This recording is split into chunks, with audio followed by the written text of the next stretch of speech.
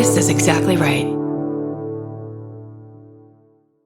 The Hulu original series Furious is coming to Hulu and Hulu on Disney Plus on July 27th. Starring Emmy Rossum as Alice Black, Furious follows a rookie FBI agent on the hunt for Catherine, played by Lola Pettigrew, a mysterious and calculating female serial killer. While Alice upholds justice, Catherine kills for it, terrorizing the rich and powerful men of New York in her pursuit of vengeance. With secrets that change everything, Alice discovers there's a thin line between hunter and prey. Watch the Hulu original series Furious on July 27th. Streaming on Hulu and Hulu on Disney Plus for bundle subscribers. Terms apply. Goodbye. If audiobooks are your thing, or if you've been meaning to listen to more of them, you should check out a podcast called Earsay, the Audible and iHeart Audiobook Club, hosted by Cal Penn. Each episode spotlights standout audiobooks on Audible across all kinds of genres: sci-fi, comedy, romance, thrillers, and more, with Cal talking to guests who help break down what makes each story worth listening to. It's a fun, easy way to discover your next great audiobook. Check out Earsay on the iHeartRadio app, Apple Podcasts, or wherever you get your podcasts. Goodbye. The best time to think about home security is before you need it. That's exactly why there's Simply Safe. Traditional home security only alerts you after a break-in has already happened, and that's too late. Simply Safe is changing that. Simply Safe's US-based live agents identify threats on your property and help deter them so intruders never get to your house. The system is customizable so you can build one that fits your home and your specific needs. The 24/7 professional monitoring is effective and affordable and won't lock you into a long-term contract. I think that's what's so scary for so many people is that long-term contract. And like, what if it turns out you don't like it or need it, but they don't have that because they know you'll like it and you'll know that you need it and feel so much safer when you have it. Like at this point in my life, I would never go without a security system on my house. I just feel safer with actually having Simply Safe around. There's a whole staff at Simply Safe that's waiting to talk to you and help you out. Right now, you can get 50% off your new system by visiting simplysafe.com/MFM. That's half off at simplysafe.com/MFM. There's no safe like Simply Safe. Goodbye.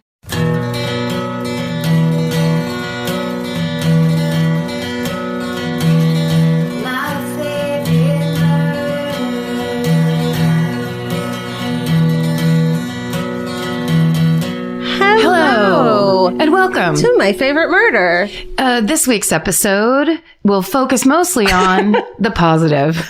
Why? Really? What? You didn't tell me that was the rule. We did not have a meeting about this beforehand. I hate it. I think it's the worst. Mm-hmm. We're off to a great start. Here we go. That's Karen Kilcara. That's Georgia Hardstark. The positivist, positive person in Positiveville. I am the positivist and always have been. I'm a positive activist. Oh, a pactivist? A positivist. A pause activist. Yes. Great. What do? Do you like mostly march or? I take a nap because there's no way to be positive when you're conscious. So you just, conscious.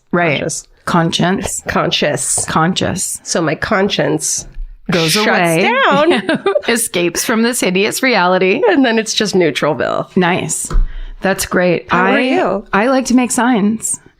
Like sign language or like gang signs? No. Just, I glue a piece of paper on a piece of wood and then it'll say a positive activism. I bet is it a funny pun?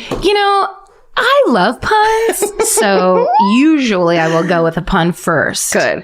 So it's like eggs. Excuse me. Right. What like eggs?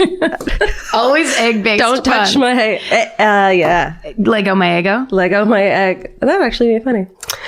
For like a Planned Parenthood. Planned Parenthood. But the waffles are breast shaped. I love it. Sunny side up eggs on it. Yeah. Oh my God. Lego my eggs. Oh no. Lego my. Oh no. Is it? We're spitballing. 2019 and we still don't have rights. What? Is it 2019 and we still don't know how to intro a podcast? I feel personally like now I resist logic when we do this. I resist ever having it be clean and clear. I want to drive new listeners away. This isn't the podcast, the Dropout. This isn't the Dropout. This isn't NPR. This isn't fucking the podcast of news time. Yeah, and you know why? It's because you don't hear light typing in the background, which is how you know you're on NPR. We have no music budget. No. We have no journalism skills to speak of. I feel like Steven would be happy to bust out that keyboard and play some more of his electronica. Some tones in the background. Yeah, his, what is it called? Thrash Garage? What's Steven's brand of music? That's it. It's mustache thrash. Must threat. No, that sounds like a mold problem, a bacteria problem. It is. He's got mustache thrash. Oh, have you heard about Steven's Steven thrash? can't come into work, Head to toe thrash. but it's heaviest on his mustache. It turned his mustache red. Guys, we're back in the studio. Yeah, that's right. We're in the midst of our fucking insane winter fall tour. We're having so much fun. Ooh. It's the fucking best. I think our next one is in Vegas. Yes. Which is really exciting. Marty is going to be there. For some reason, my dad wants to come. My sister and Adrian are coming. Oh. Like, I think everybody wants to come. Sure, it's Vegas. It's fucking Vegas, baby. Buffalo! Everyone's going to be playing those Buffalo machines. Georgia's already talked about what Buffalo machine she would like to have reserved for her. Double down. Can you do that? Double down on a machine. I'm going to be the one who sits between two machines and I'm playing both of them. Give your money away. Chain smoking. Just make sure you always feel lucky. Let's see, what is my game? Wheel of Fortune? No. Oh, best. Willy Wonka. That's my game. Okay. I like Wheel of Fortune too. Wheel of Anything Fortune's a that classic. you can win a spin on a game thing? Yes. Great. And it's anything where it feels like you're actually interplaying with the machine, Right. even though that thing's spinning and whatever comes Like, up is you gonna don't know come where up. it's going to stop on. Yes, you do. And you're like, bing, bing, bing. Yeah, you're stupid. Yeah. Get rid of all your money. Give us your money. That's why it's going to be fine, everyone. Yeah. Ultimately, and in later on, it's going to be fine. Sure. You're going to learn a lesson. Oh, in the meantime, gamble your money away. Get drunk and gamble. Get as many free drinks as you can on the floor. Marty, what's Marty going to do in Vegas? Oh, I don't know. Maybe camp outside. Oh, I took 3 20s out of the bank and he'll use them throughout the night. He's going to camp in the garage. There's a nice bathroom where you can take a shower. Does Marty smoke a cigar? Celebratorily? Does he drink? How does Marty? Marty will have a drink once in a while. Oh, we did.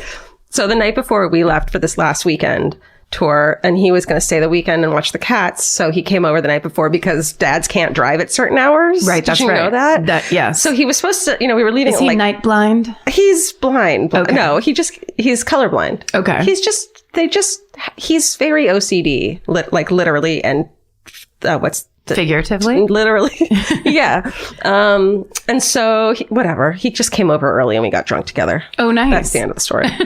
We just drank a bunch of rosé and yelled about Israel and watched a Vietnam documentary by Ken Burns, which I highly recommend. Ugh. We just having to keep pausing it to yell about shit. And then we'd watch it again. Yeah. And Vince was just watching us being like, oh no, what did I marry into? It was great. So that's how Marty parties, a documentary, a little vino. Some nice rosé. Yeah. I like it. That's right. Oh, I have a correction. Let's hear it. It's more of it's a correction from a couple weeks ago. I just want to make everyone know that the ta-da list that I talked about, instead of making a to-do list or including a to-do list, you should make a ta-da list of positive things that I've, just so you have it, not just like things I need to do, but like things I've fucking accomplished. Sure. Fuck you. An accomplishment list. Yeah, like an angry accomplishment list. Yeah, a fuck you accomplishment list. Fuck you to your to-do list. Yeah. Is essentially what it is. Always. And I wanted to say that it was created by Gretchen Rubin, who's this incredible author. She wrote The Happiness Project. We all part of it. And The 4 Tendencies.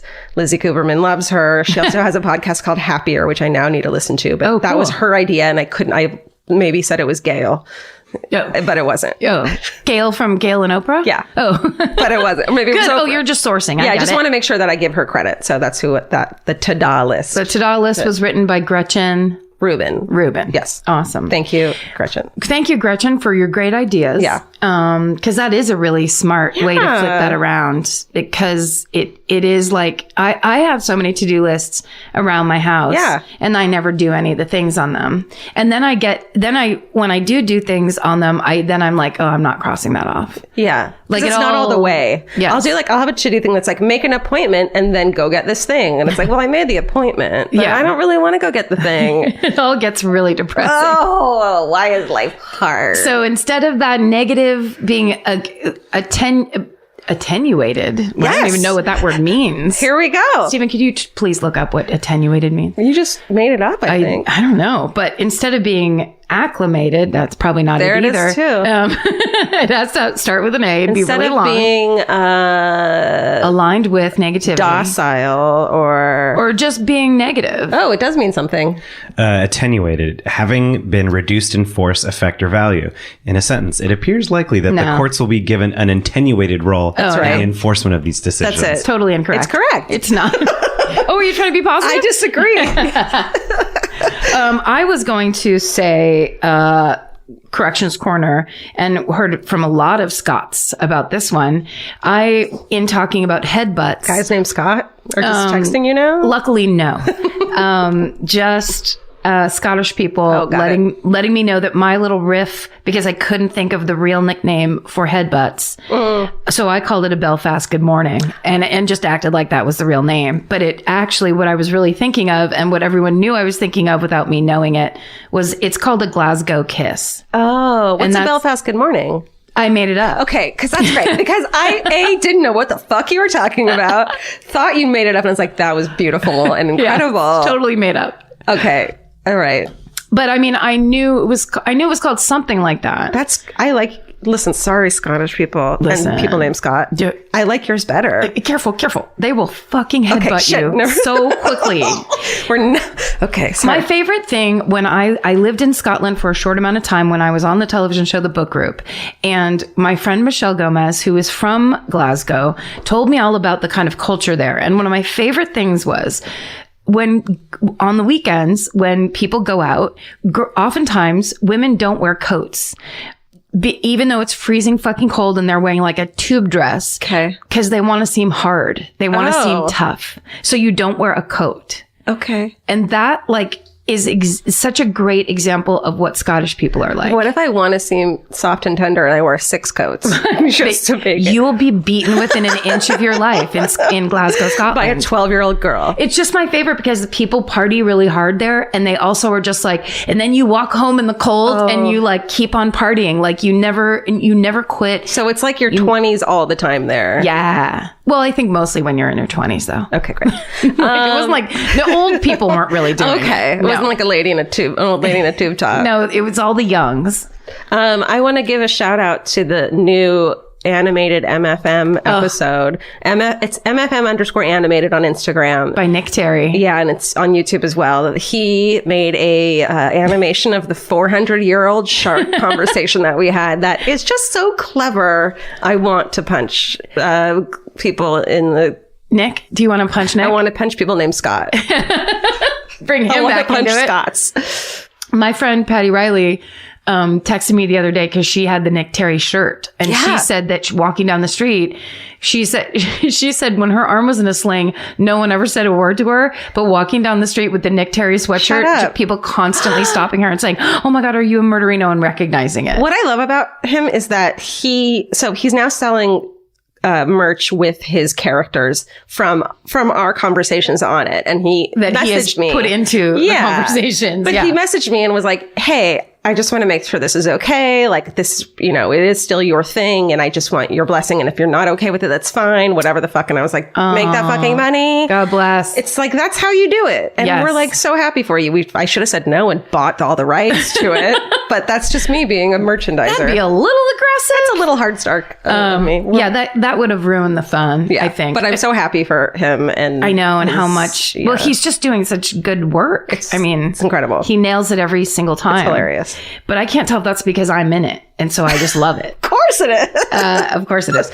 Also, another person who's nailed it lately, truly my favorite, is Taft in the bathtub.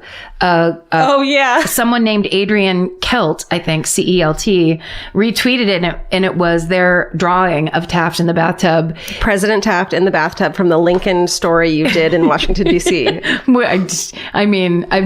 That's also the funniest thing is these things come up and you're like, yeah, when did I fucking say that? When did we say any Remember of this? when you said this? No. Yeah, but apparently what I said was, ooh, Taft. Yeah. And then it was Taft in the bathtub. It's a beautiful art piece. Please look it Also, up. when we were in Toronto, You say Toronto or Toronto? I say Toronto. Toronto, I think, is correct. Right? Okay. Well, so this gal came through the line with these perfectly packaged for the meet and greet. These like packages wrapped in brown paper and fucking string, and it was like adorable. Oh, yes. And she's like, I made you guys dresses. I'm a designer, and we opened them later, and they're gorgeous. And so last night I went to a fucking fancy Hollywood movie, and I wore it. Her name's Sarah Duke, and it fit me so perfectly. Oh, yay. I felt like a ballerina from the waist down, and then it was like slit in the back, so my whole back was showing all sexy. You could turn it around, but I have no cleavage, so what's the point? It was just this gorgeous fucking dress that fit me perfectly, and like I just want to buy everything from her. So her name on Instagram is Sarah, and it's Sara, no H, Sarah Duke,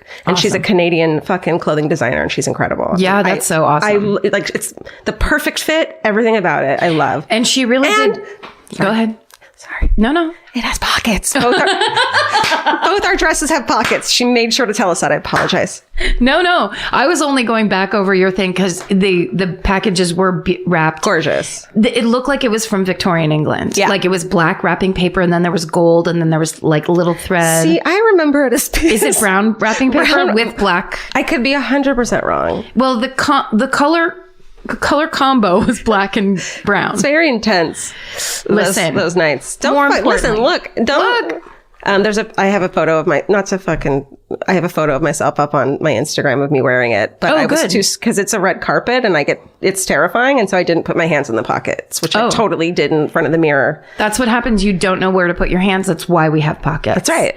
And, which I will then mention, God bless Broadchurch's Olivia Colman, who won Best Actress at the Oscars. Her dress had pockets. Amazing. And that was tweeted to us. That Mitchell and Webb look. Is that the show called? No, it's Peep Show was what she was on, but same guys. Peep Show. She's on Peep so Show. good in it. It's so good. It's so fun to see her win shit. She's awesome. Because also she has been consistently killing it in England for like 20 years. And she's been on a ton of great shit. I first got to know her on Look Around You, which is one of my favorite things that's ever existed. I don't know it. You have to watch it. It's like a fake 70s in studio, like PBS type of show. Amazing. But everything's fake. So there's one where she introduces a thing that's a computer for women called the Petticoat 5. Sorry. It's a pink and white laptop or it's a desktop lady's computer. And then there's when they show like the keyboard, there's a nail file on the keyboard. God. You have to see the show.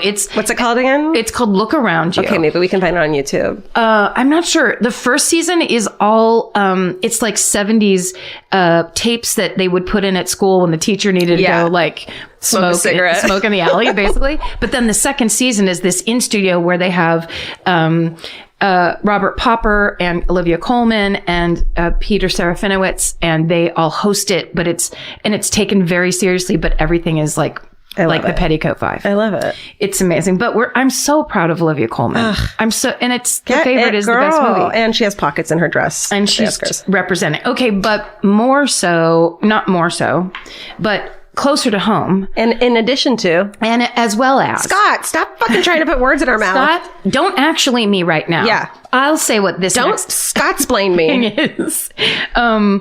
Our friend of the podcast, friend of the network, friend of the universe that we live in, Billy Jensen. Oh, yeah. Has his book coming out. Hell yeah. So you can pre-order it today. The book is called Chase Darkness with Me. I wrote the foreword. Yeah, you did.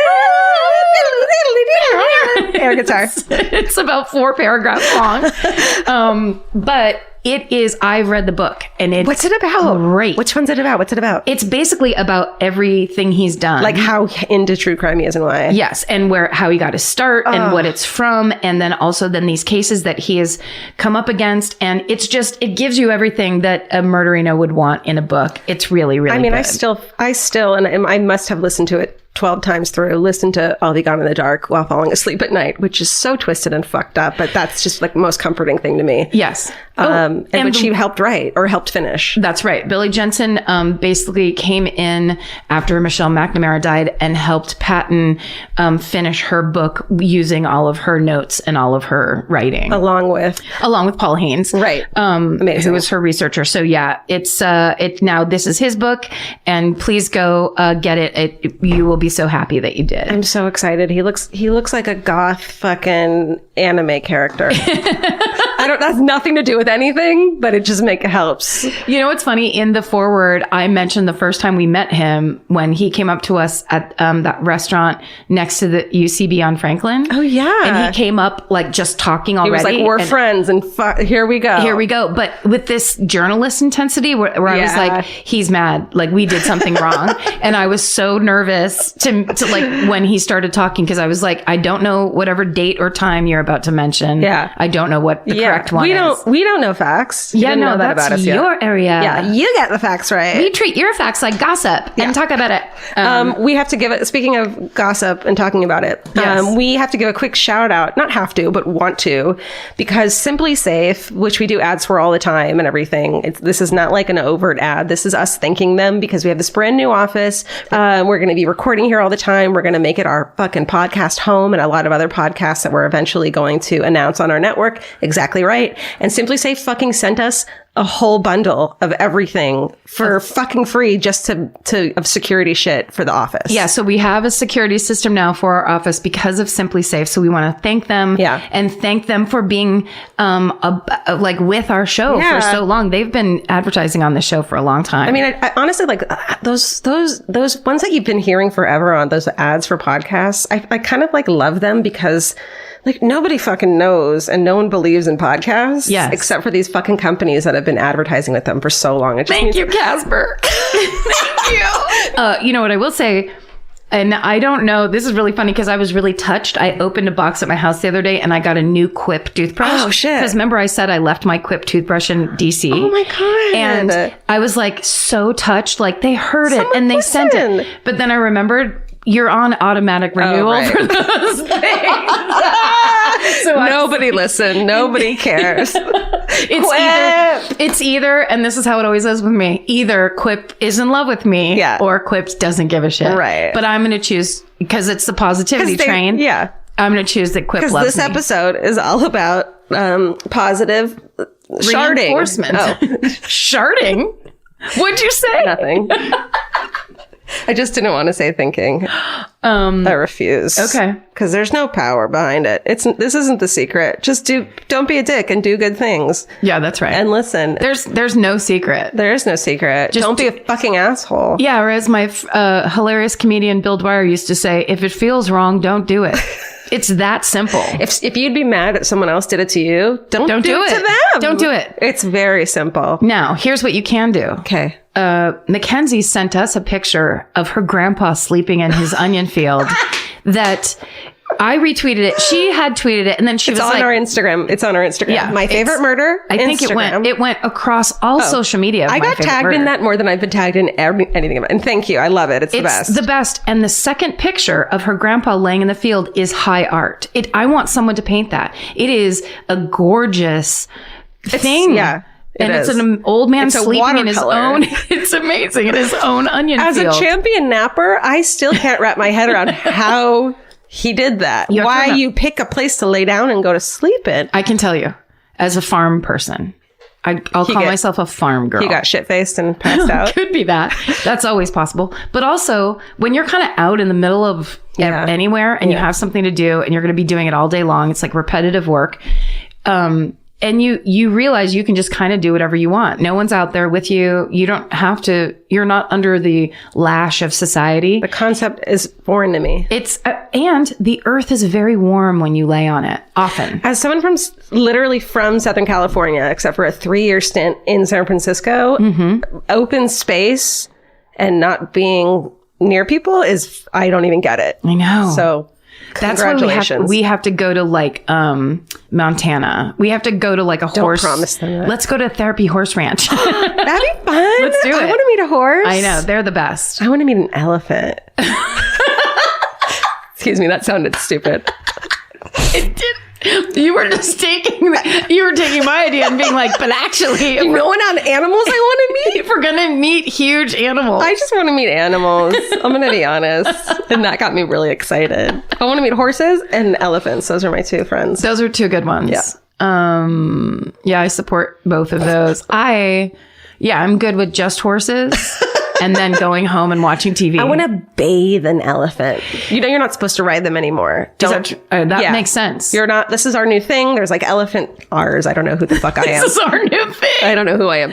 There's like elephant sanctuaries in Thailand and shit. I follow them on Instagram. And like the thing now is like you don't ride elephants. That's fucking cruel and shit. And now they let you bathe them. Oh, great. And they're in the fucking water and they're like, yeah, bitch. Yes. Fucking bathe me. You bathe me for once. That's right. Sick of spraying stuff on you. Stomp the shit out of you.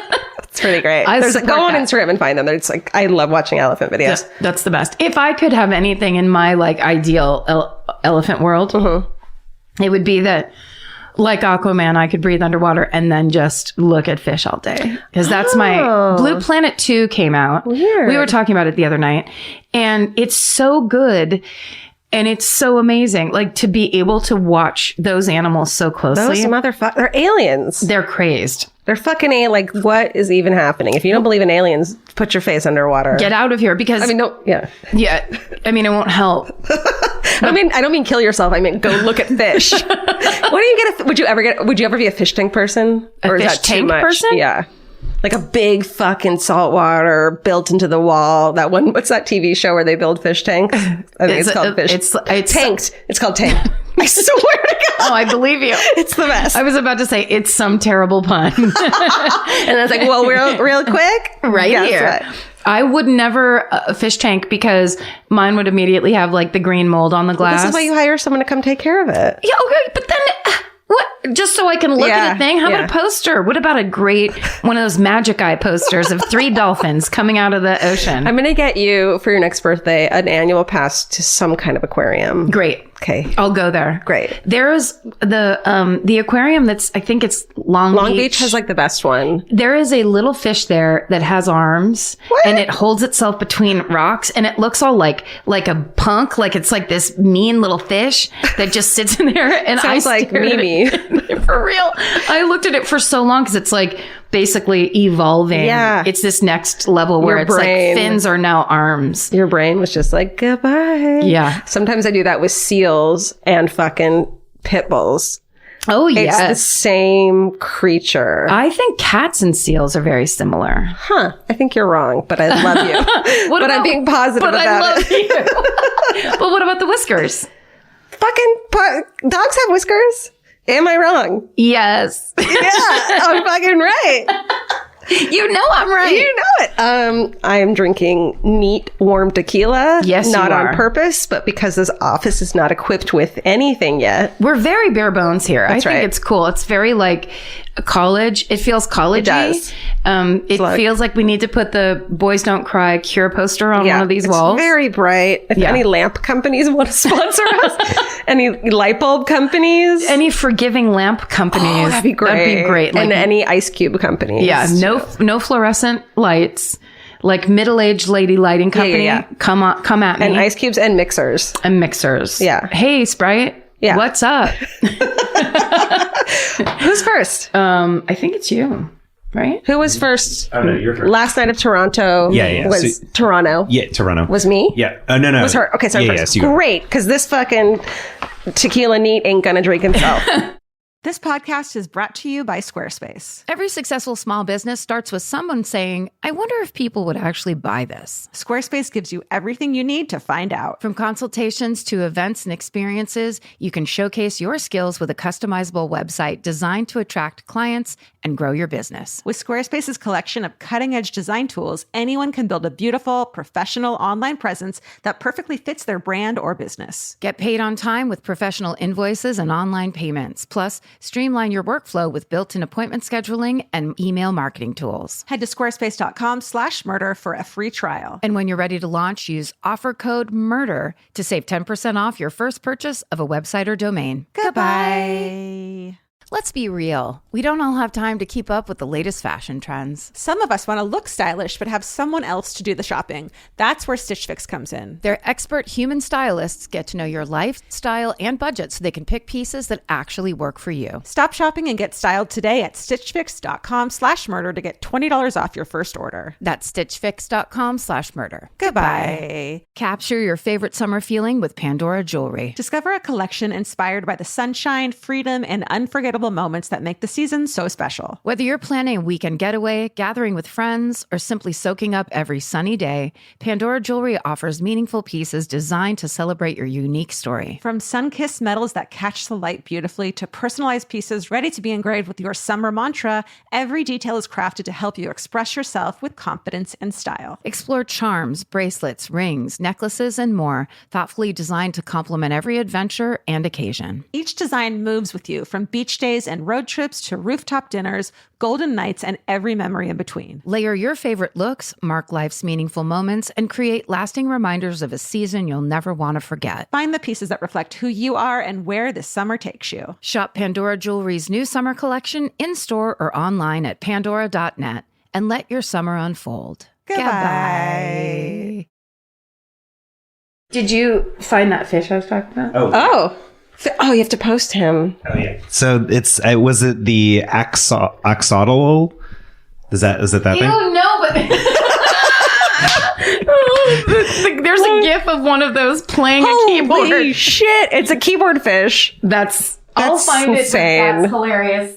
Can you please send me that? Yeah.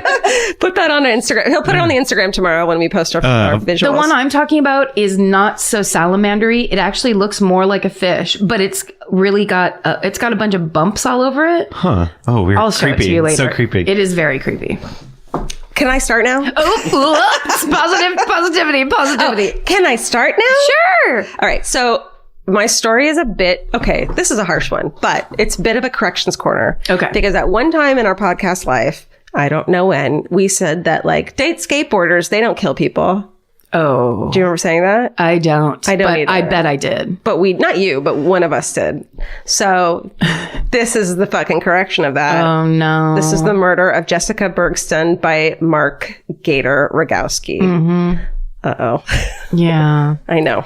So I got a lot of info from this fucking documentary I saw a couple years ago and was so affected by, had no idea about any of this, called Stoked, The Rise and Fall of Gator. And it's by this woman, Helen Stickler, who spent 6 fucking years making this documentary. Wow.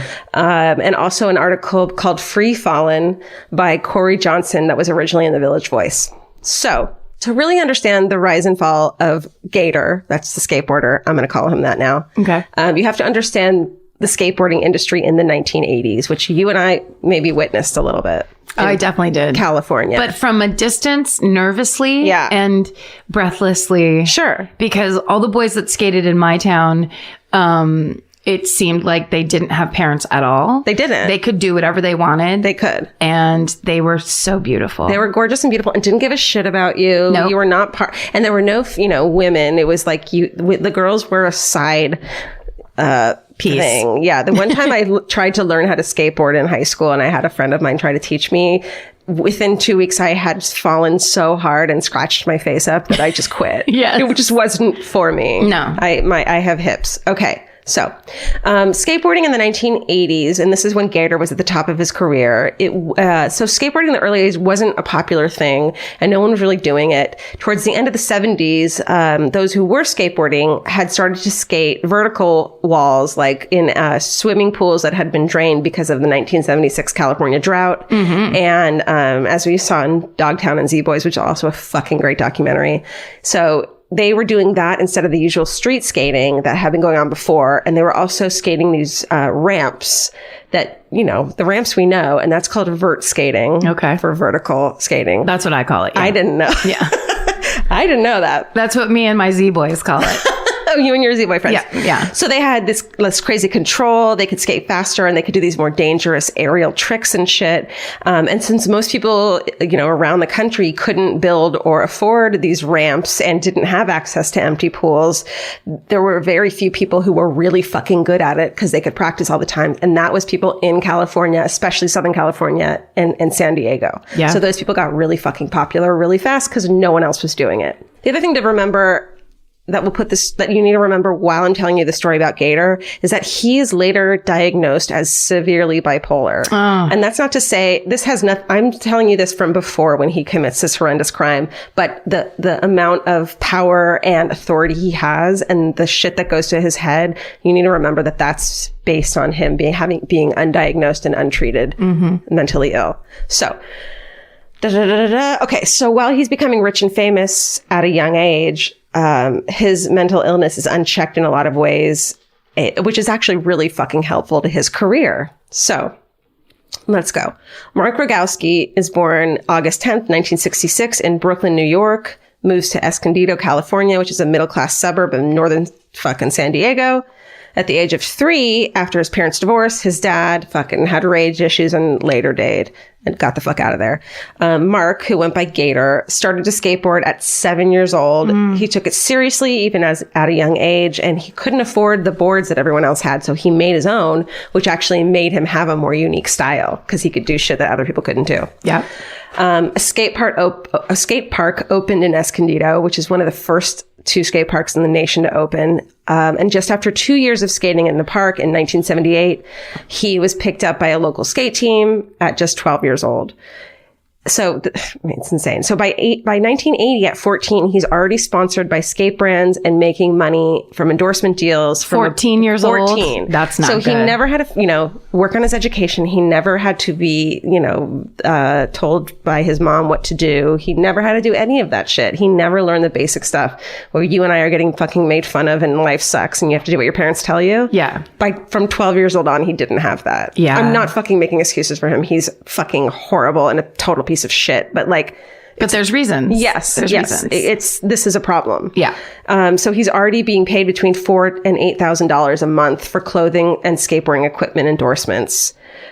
He is becoming famous immediately. Everyone loves him because he has a super aggressive skate style and these crazy aerial moves, and he quickly becomes one of the biggest names in the sports, wins a ton of awards. Personally, he's charismatic and he's flamboyant and everyone loves his personality. By 17, he's earning over $100,000 annually as a fucking 17-year-old. So exciting. Yeah. He pays off his mom's house. He buys himself a house. And he's doing it with this thing that comes naturally to him that is like it's basically his go-to to get away from things being screwed up. Right. And suddenly that's rewarding him. Right. Like that's kind of, he's living the dream at such a young age. Totally. Like you shouldn't be allowed to. No one should allow to be successful. You have, some like guru that's right there going easy, go do your chores. Right. Exactly. So he's performing around the globe. He's being flown to Japan just to sign autographs, not even to fucking skate. Like shit's bananas. Wow. Eventually he punches a cop in the face at one point. So like he's just in Japan. No, here in the States. Good. Not Japanese cops. Could you imagine? And so of course and that makes him even more famous. All the photos are in Thrasher and shit. Sure. He gets cocky and arrogant and just doesn't give a fuck. And also, the reason I mentioned the issues with being bipolar is that some of the symptoms of that is, oh God. Oh my God, are you okay? Sorry, I'm fine. What if Steven died recorded? It's okay. Take your time. I got really excited. Sorry. I'm okay. You're fine. You were red a second ago. Sorry. It's okay. So some of the characteristics of being bipolar are things that ended up making him more famous and a better skater, like impulsivity, not aware of hurting himself. He thinks he's superior. All that shit. So it actually helped him, but it also made it so he didn't have to have it like taken care of. Yeah, it's that thing. You see a lot in stand-up comedy as well, where your deep personality flaws, and oftentimes, because if you're an addict or an alcoholic or something, you have these personality flaws that actually completely serve you and benefit you. And so you spend a lot of time kind of misbehaving and getting rewarded for it. Wow. It's very common. Wow. I did it for so long. I was like, are we going to... Really hard. Okay. It's really hard to... that sucks. Because it's basically like when there's a child that like learns to show off and everyone's like, isn't that the best or whatever? But then it doesn't end. Yeah. Then that child is 38 and borrowing money from you.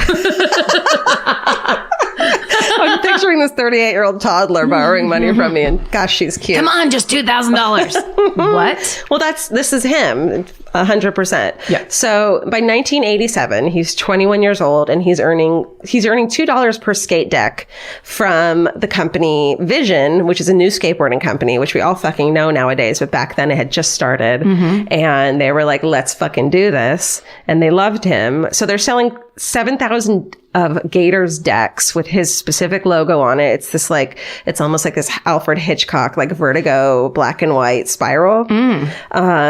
So they're selling almost 7,000 decks on a monthly basis. Back fucking then, can I remind everyone there's no fucking internet? Yeah. Like there's nothing. This There's is Thrasher magazine. Thrasher magazine. That's it. Fill out this coupon. That's right. So resulting in royalties totaling $14,000 a month for him. Nice. So he's making a fucking shit ton of money. And back then, since there weren't a ton of pro skaters, it was easy for a company just to focus on one person and put everything into that person. And for Vision, that was Gator. And he blew up, and so did fucking Vision skatewear. So then, of course, after the magazines come out, they start making skate videos, which I remember watching once in a while. My brother was not into skating, so I didn't get that experience, but my brother was a nerd.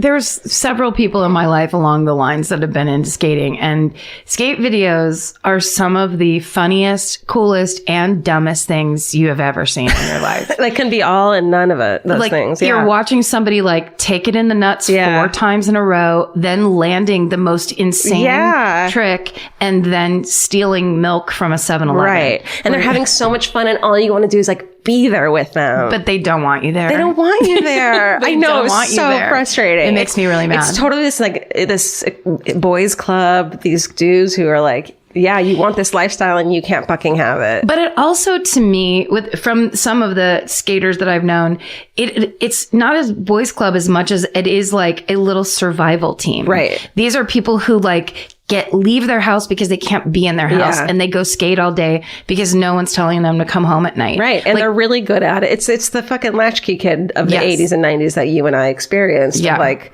go do something creative and like, what's the word? Go do something constructive or go do drugs. Like it's, and I couldn't skateboard. So skate videos start coming out, which means that people all over kids all over the country can actually see what is happening instead of just photos, and they lose their shit. Then they would watch it, and of course they'd have their favorites, and Gator was the top of the fucking heap. It made them all skate stars, including, and in this group from San Diego is our friend Tony Hawk. He's not our friend, and we don't know him. Such a close friend of mine, personally. But he's the face of it now. But the thing he was on a plane that we were on recently. No, you're thinking of the ice skater. No, I'm not. Aren't you? No. Who was it? Oh, Shaun White was on the plane. Shaun White was on the plane. That's right. Wait, but we were also on the plane with an ice Johnny skater. Weir was Johnny Weir. Johnny Weir.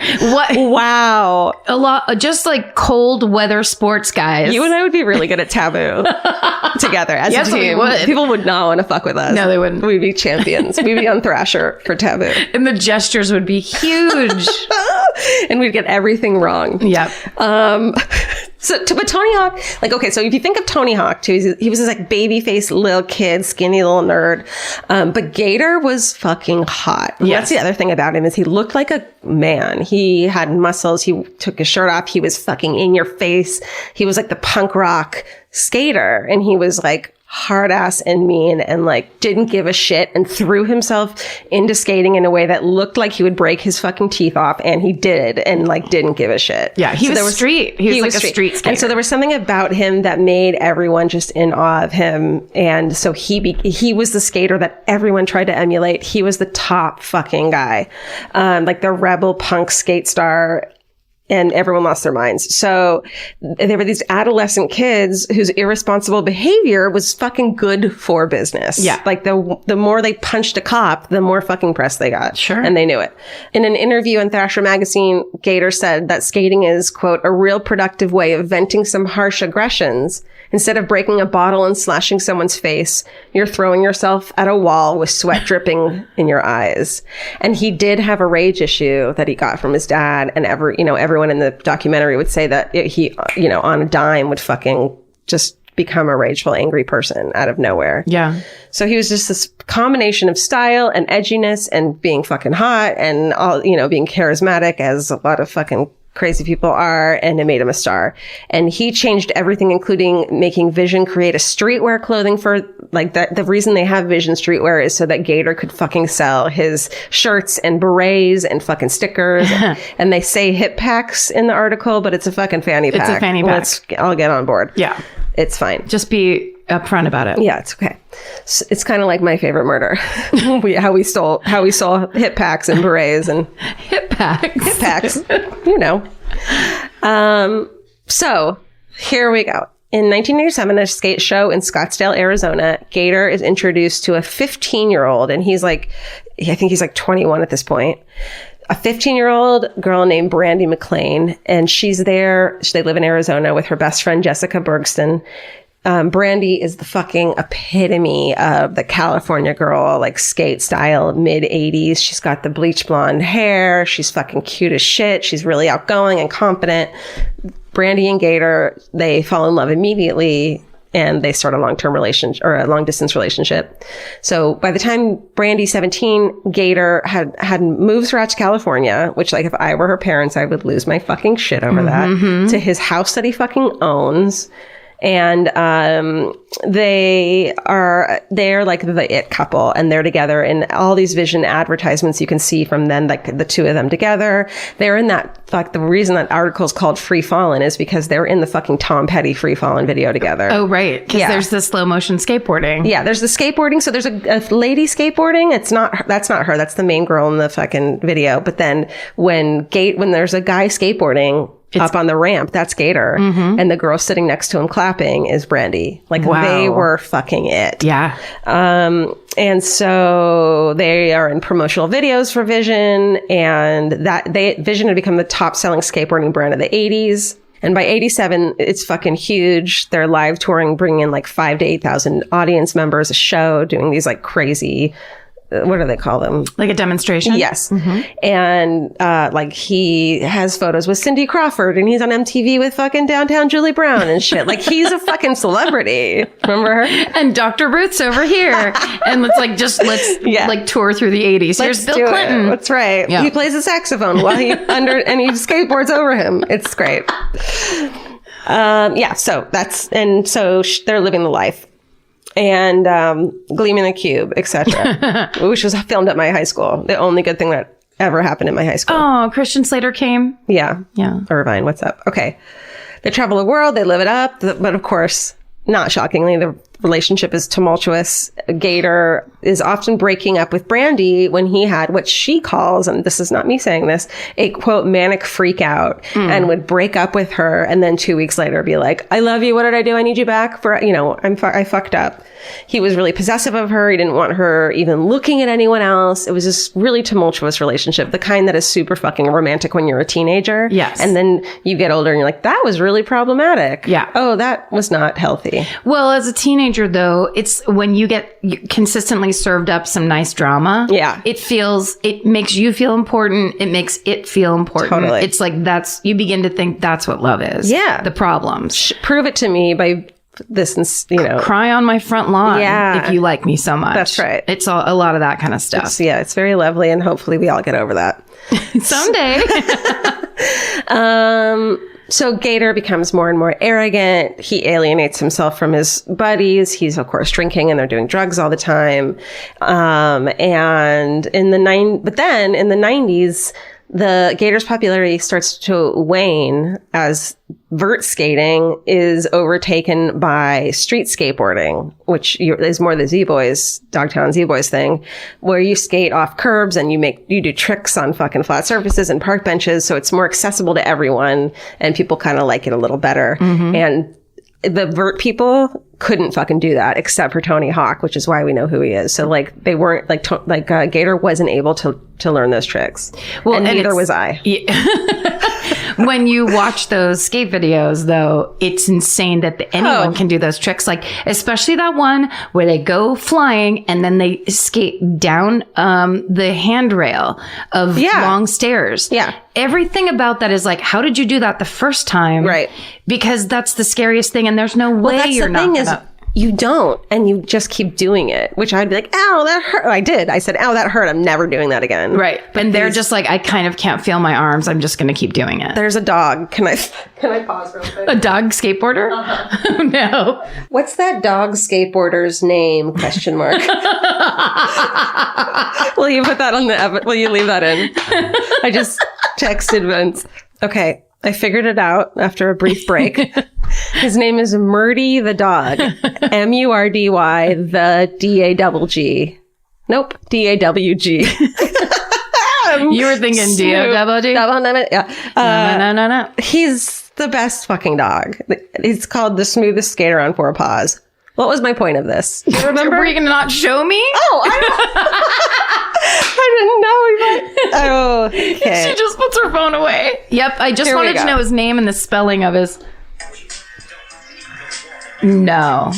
Dude, he's so into it. He loves it. He loves it. He's like such a good pup. How's that going to cut together? I don't know. It's going to be fun. Okay, Steven, good luck with that. Okay, so unable to make the transition into fucking street skating, by 1990, he's washed up already he's like 23 and he's like, people are like laughing at him. Like kids who are skating at the skate park are like laughing at him. No. Yeah, so of course he's got this issue. I'm sure he has an ego fucking problem. Yes. Well, and also because it's that thing of like the people that go through it and never think they're going to not be popular. Like, plus, like, you know, if you become rich later in life, you like maybe have you understand what not to fucking waste your money on and save some of it. But like, if you're not when you're 14. No, I don't think so. No, absolutely not.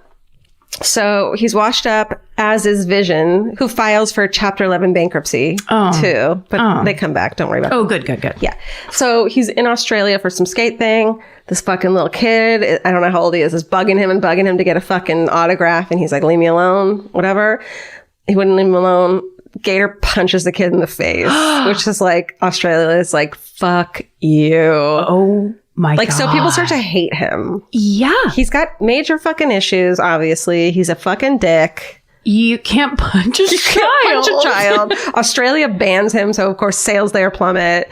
And everyone knows you need to be on Australia's good side because they're the fucking best. That's right. We love you. Shut up. Hey, Melbourne. Perth, we swear we'll come someday. Sydney, what's up? What a bridge. What a bridge. Okay, and then... this is where things like you can see they make a fucking hard ollie and turn around and nice. Shit. Thank you. Yeah. So he's in Germany for a tournament, gets blackout drunk on our best friend Jägermeister. Oh, God damn it. Which we know is just a gateway to stupid shit. The worst behavior. Also, it starts so smooth. Like when you have your first shot of Jaeger, it tastes like medicine. And so you're like, it warms you. Yeah, it warms you, but it also burns. So you're like, okay, I'm only going to do that once. Yeah. And then 19 of those later, you're punching a mailbox or whatever. No, you're not. You're falling out of a fucking hotel window and landing on a wrought iron fence. Oh, that's what Gator fucking did. And it's this whole thing of like, did he jump out of it because he thought he could fly? Did he fall out of it? Did he put it? Like, it seems like he just fucking fell out of it, but him jumping out to think he could fly because he was blackout drunk, which he always did, like doesn't seem out of character either. No. For me, you mean? Because you're right. Well, it's one of those things where like, it's the guy who has to be bigger than everyone else. Like there's video of him running around naked in the fucking hotel hallway. And he always has to like, he has to be the one. And so I think like of all these like rebellious skater dudes, he's the one that like scared them a little even. Yeah, You which know what is I mean? really saying something, because I remember we had a friend who had skateboard friends that would come to comedy parties. And there was one time we were all drunk and like people are dancing in a circle. And then one of the comics jumped in the middle of the circle and pretended he was going to take a shit in the middle of the circle. And then, of course, jumped back out. Who? And Nick Schwartzen.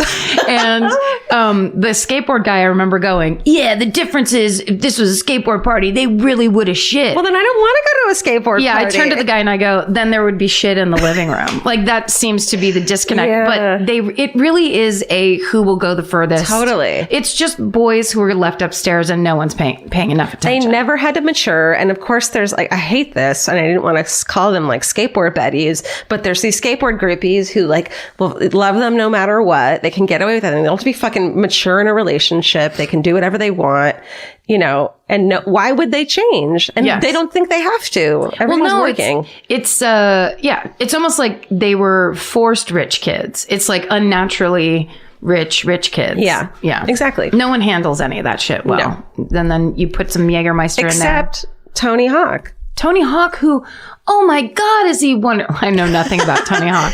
He seems nice. I don't know. I don't know. He seems like I think he does charity things. I just saw a thing where he posted a video of his daughter dropping in for the first time and watching. She stood there for so long and couldn't do it. And then she finally does it. And it's the best video. He's a great guy. Yeah. Our friend Michelle Balloon, her daughter, who's like 8, is learning to fucking skate. I'm following them on Instagram. I think she's younger than 8. I think she's like more like she's 6. Like doing half pipes I and bet shit. she is. It's She's badass. Like really badass. Okay. So he falls on this fucking wrought iron fence, impales the shit out of himself, maybe hits his head. I don't know. So like, whatever. He impales his neck, face, and thumb. God. And he wakes up the next morning. It's like, what happened? He doesn't even remember. And they're like, we had to pull you off of a fence. And you then started trying to fight the fucking ambulance workers. Like, of course. He's out of control. Yeah. So he goes home to Carlsbad to recover, where he now lives with Brandy in their condo, but he starts acting super fucking weird. First he wants to reinvent himself and changes his name from Mark Gator Rogowski to Gator Mark Anthony, saying that his last name Rogowski was the name of his dad, who we fucking never knew, so fuck him. Which is like, all right, fair enough. Still. But again, with the nicknames or whatever, the name isn't going to do it. That's not. No. If only it were that simple. And it was weird because like everyone would be like, I was looking through Thrasher and suddenly there's this guy named Gator Mark Anthony. Who the fuck is that? This guy's like he, you know, I think a lot of people probably were distancing themselves from him at this point already. And then that happened. Then he becomes friends with an ex-surfer and skateboarder named Augie Constantino, who also had been badly injured in a dumb drinking incident. But Augie had found God from the incident. Okay. He was like, I need to learn. He couldn't fucking skateboard and surf anymore. So he becomes a born again Christian and he becomes Gator's spiritual advisor. Okay. And converts Gator to strict evangelical Christianity. Whatever it'll take to get Gator off that fence is good. No. It's not. It's bad. Okay. We don't like it. He becomes fanatical about it. And like in the documentary, one of his friends is like, he became fanatical about anything he did. Sure. So it's not like this was new. He said, Jesus Christ spoke to me through that incident with the fence. Mm-hmm. I was a blind dude, but now I can see. So he's born again. He starts covering his boards with religious symbols, preaching to fucking skaters and surfers and anyone else who will listen to him about his friend Jesus. Mm-hmm. He tells Brandy, who's now been there for 4 fucking years of his bullshit. So that means she's not in her teens anymore. That because of his newfound religion, they can't fuck anymore unless they get married. Oh. And she takes that chance to be like, great, goodbye. Like, oh, yeah. Okay, great. I'm going to fucking take this as my aside from also Jesus has been talking to me a little bit too and told me to break up with you. Exactly. She's like, awesome. She's sick of his bullshit, including bouts of violence and unprovoked jealousy. And she takes it as her opportunity to get the fuck out of there. She goes home to her parents' house in San Diego, her mom and stepdad.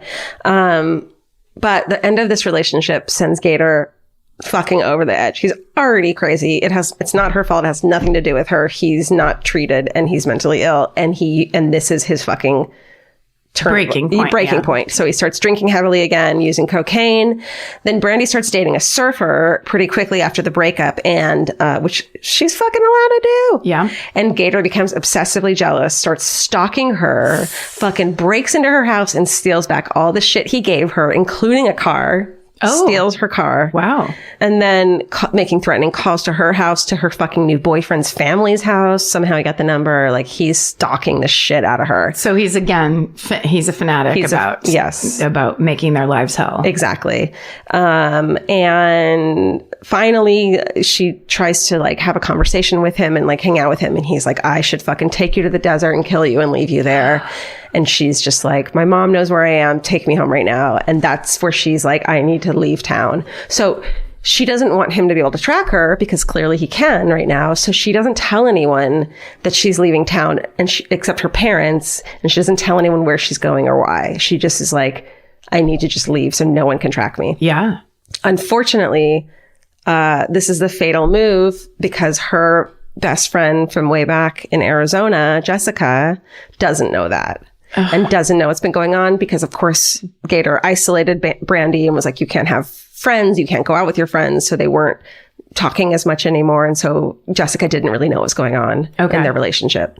So Jessica had been living in Arizona and she moved to San Diego. She was like this gorgeous girl. She was going to be a model. She was going to open a flower store. So she's it's March 1991. She's 22 years old and she had just been in San Diego for like 10 days.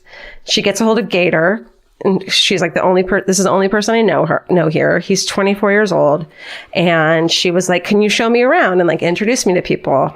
And, like Brandy, she's this tall, blonde, beautiful girl. Her friends describe her as tough and savvy and incredibly intelligent and free-spirited. So on March 21st, 1991, they spend the day together. They go to lunch. They fucking hang out all day. There's no undertone of hooking up. And I get this too, where it's like, you know what, your friends' boyfriends or ex-boyfriends, you're like, I'm safe because you dated my friend. We're never going to hook up. Right. They go back to Gator's condo to watch movies and drink wine. And around 2:30 a.m., she's like, I'm ready to go home. He insists on taking her home. He's like, let me make sure my driver's license is in my car. He goes out to the car and instead of his driver's license, he grabs his club, which we remember as, I don't think people know what it is anymore. It's a metal auto anti-theft device. My dad still uses it because it's a dad thing. He bought me one when I got my first car.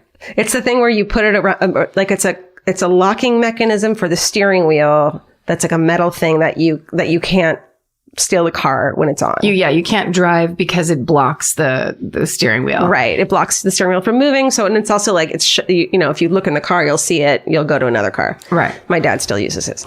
Except for the people that are good at stealing cars break in and then cut that little part of the steering wheel and take it off. Oh. Yeah. Shit. Because it only works if there's two sides of the steering wheel. Oh, I'm stealing cars from now on. I didn't even know that. Ask me about these things. I'll tell you. Shit. Karen's led a life of positivity. So positive. So for some reason, and it was like this metal bar. Yeah. He brings it in to the house.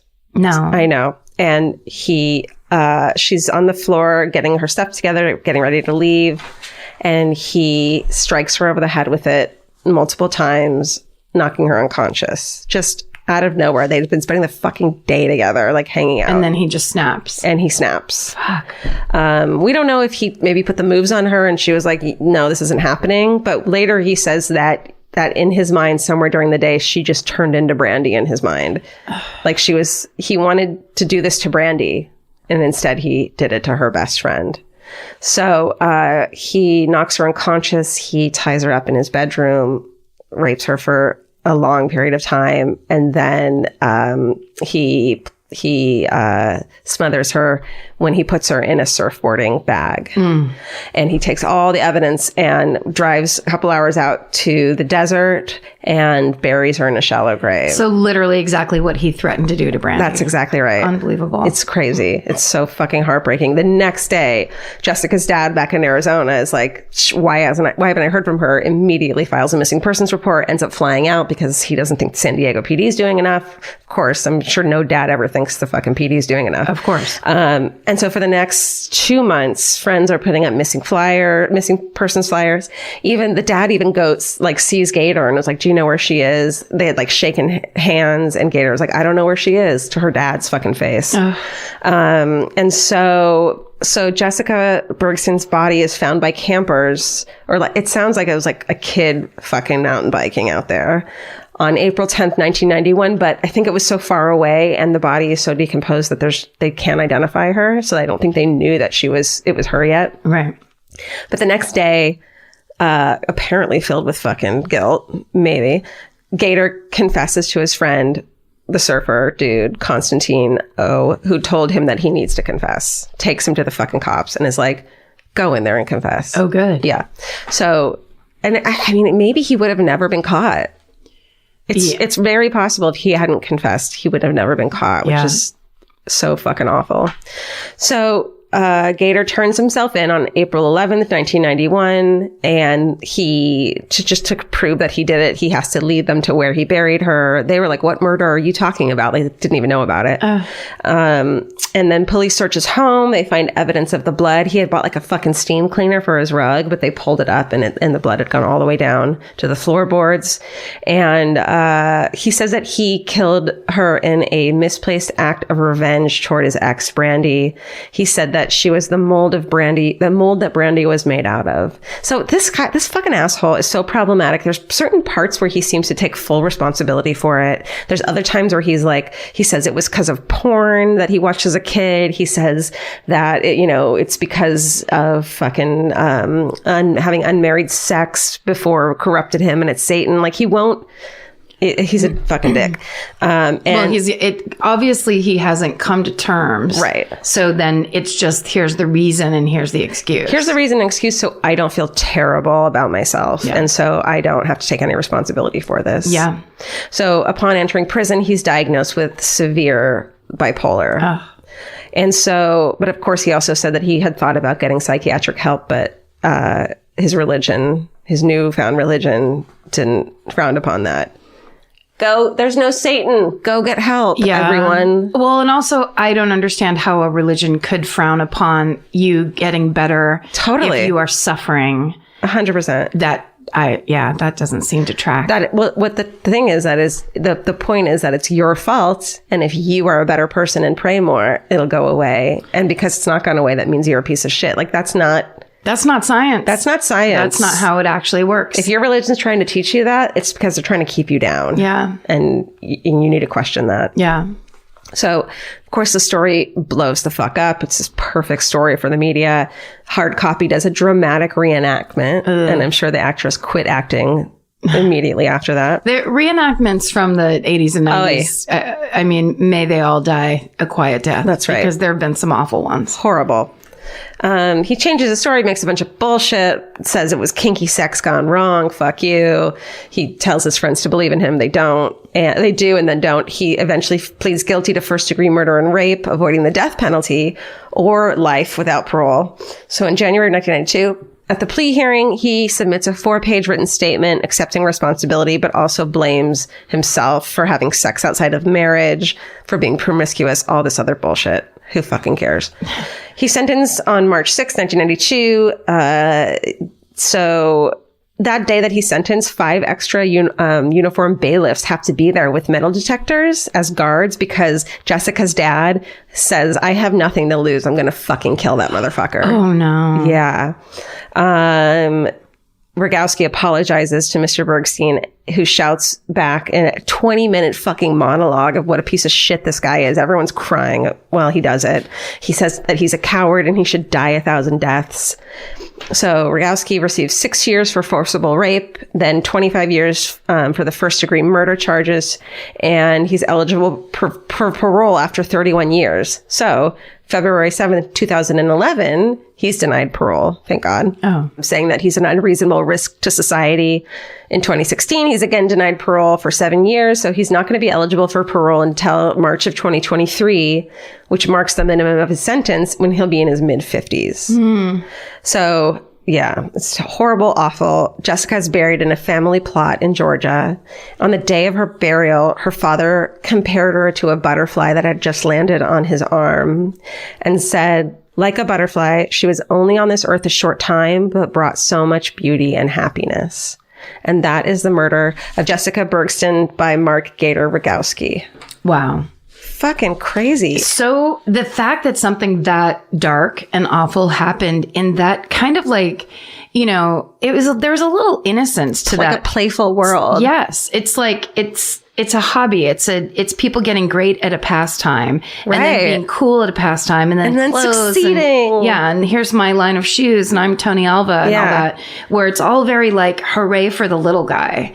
So the idea that then the little guy, it turns that hard. Well, that's why I think you don't hear about it a lot, is a lot of skaters don't want to fucking talk about it. Yeah, I bet. It just marred their whole career. Like it marred their whole, what's the word? Job. The whole scene. The whole scene. It made everyone look bad. You know, it was like it was also in the 80s of the satanic panic and everyone wanted to make these guys look like, you know, the bad boys and shit. But so no one talks about it. Yeah. But there's this thing that happened and it really happened. Yeah. Wow. Unbelievable. Really.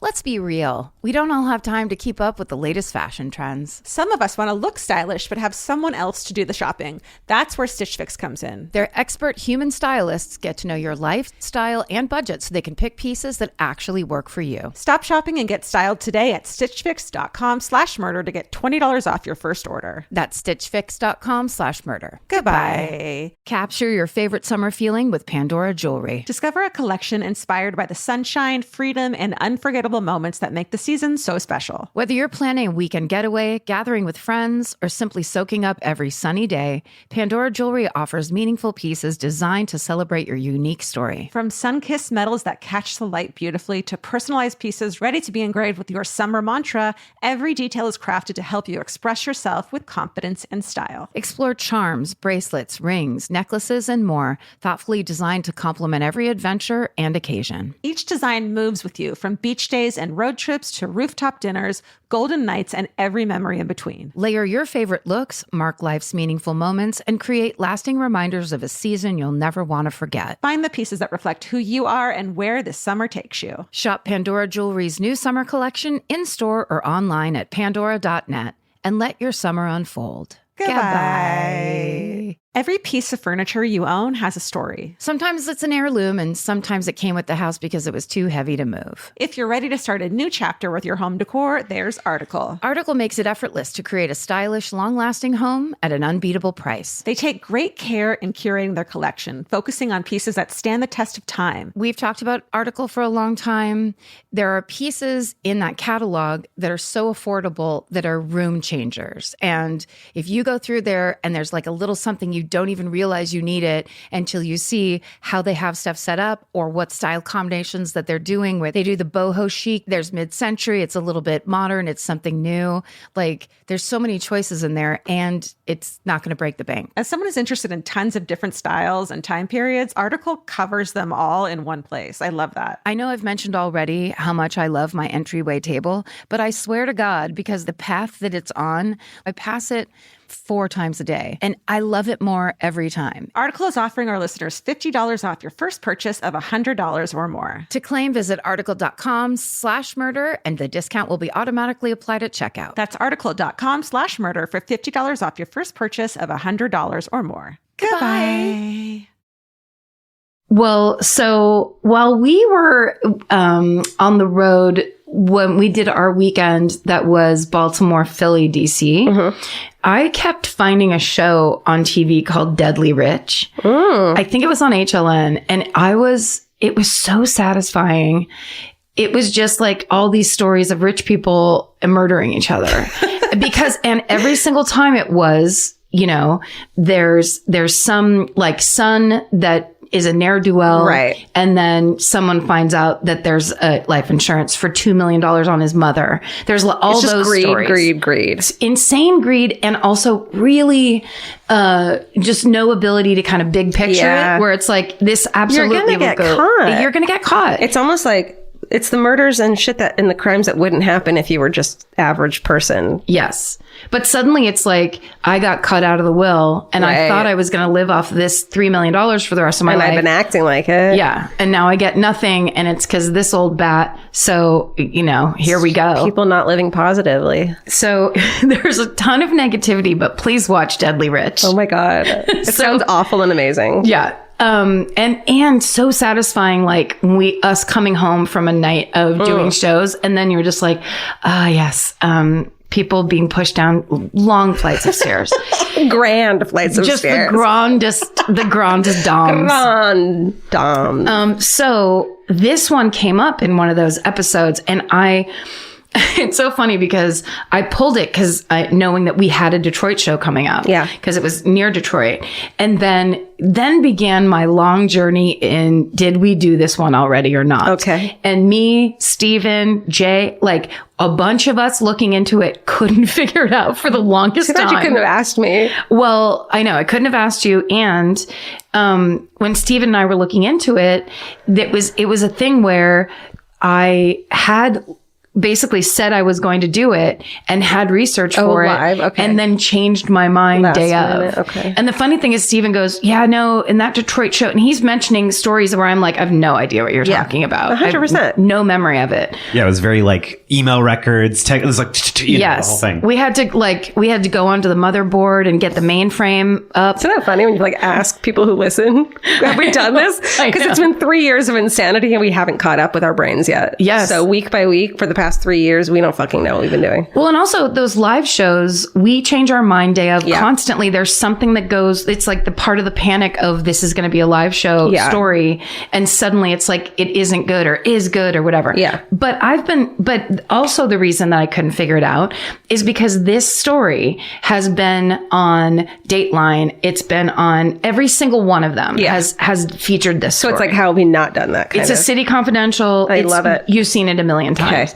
Okay. And because it's incredibly lurid. Okay. It's the murder of Jane Bashara. It's okay. You know what? How about you tell How me? about I don't tell you and then I tell you? Yeah, how about you just tell me.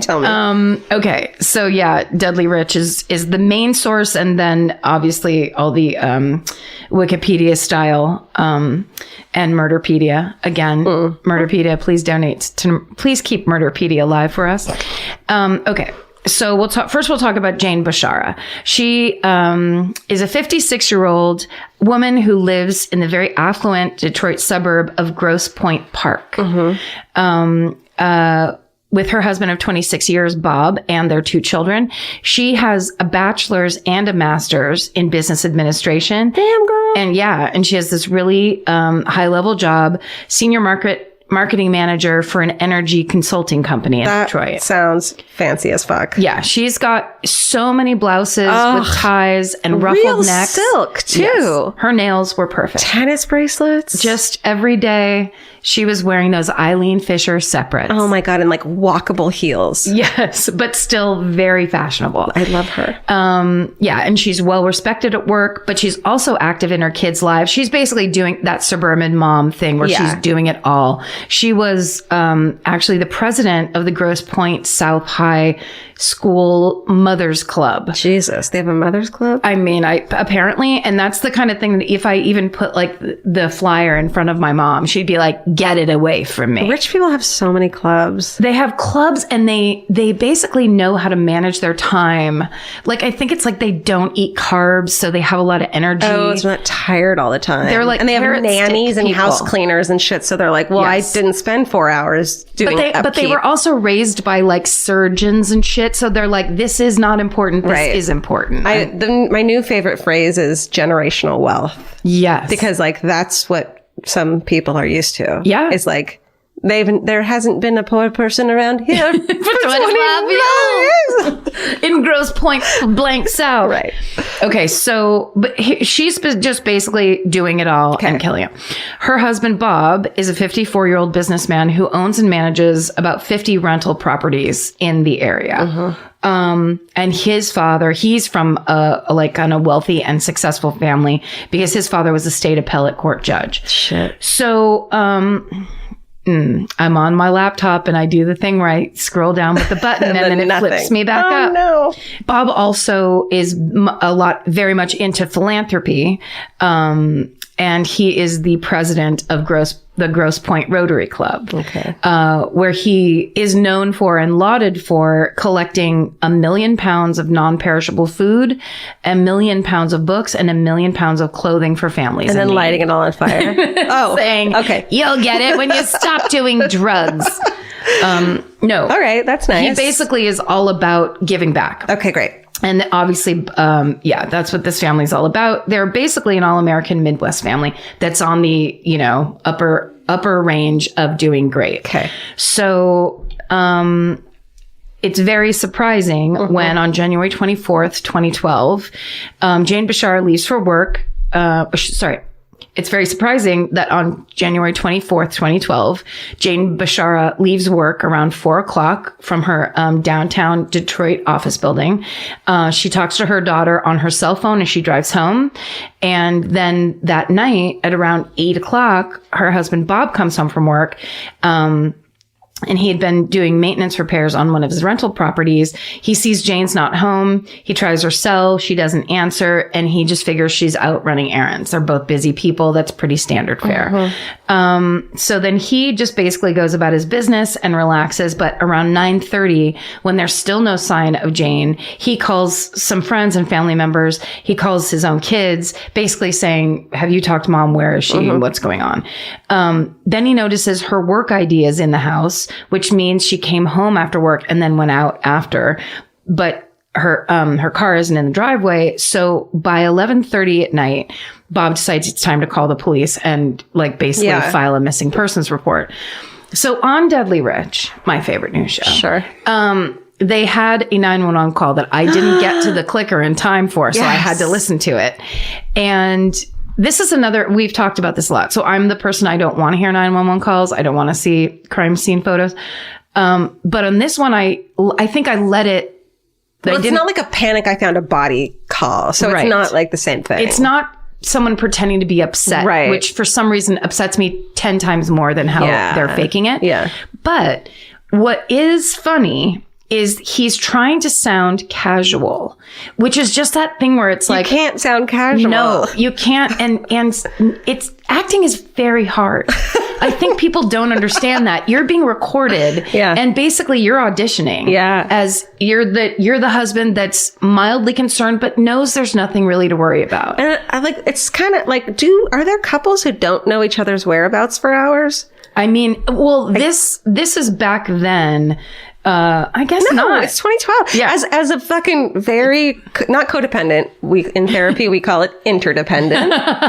As part of a very interdependent couplehood, we know where the other's at all the time. Yes. Constantly. It would make sense. Now, these people are well into middle age. They're rich. They have children. It might get old. You guys both might be enough of this checking out. I don't care where you are. You're at the bar still. Yes. I know where you are. Yeah, exactly. Okay.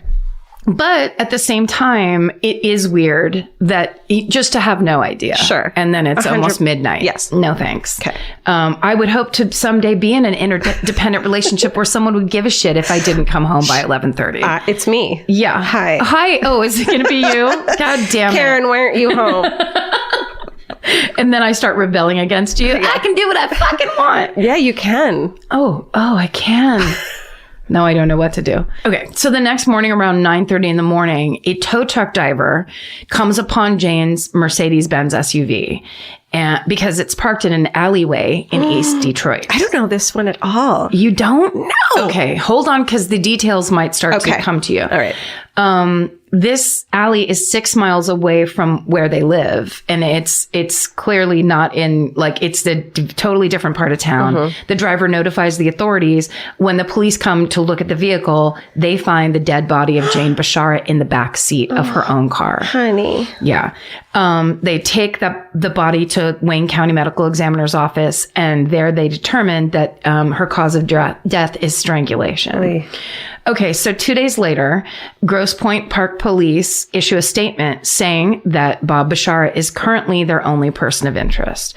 Obviously, as it all goes, and we know the husband did it, you look at the husband first.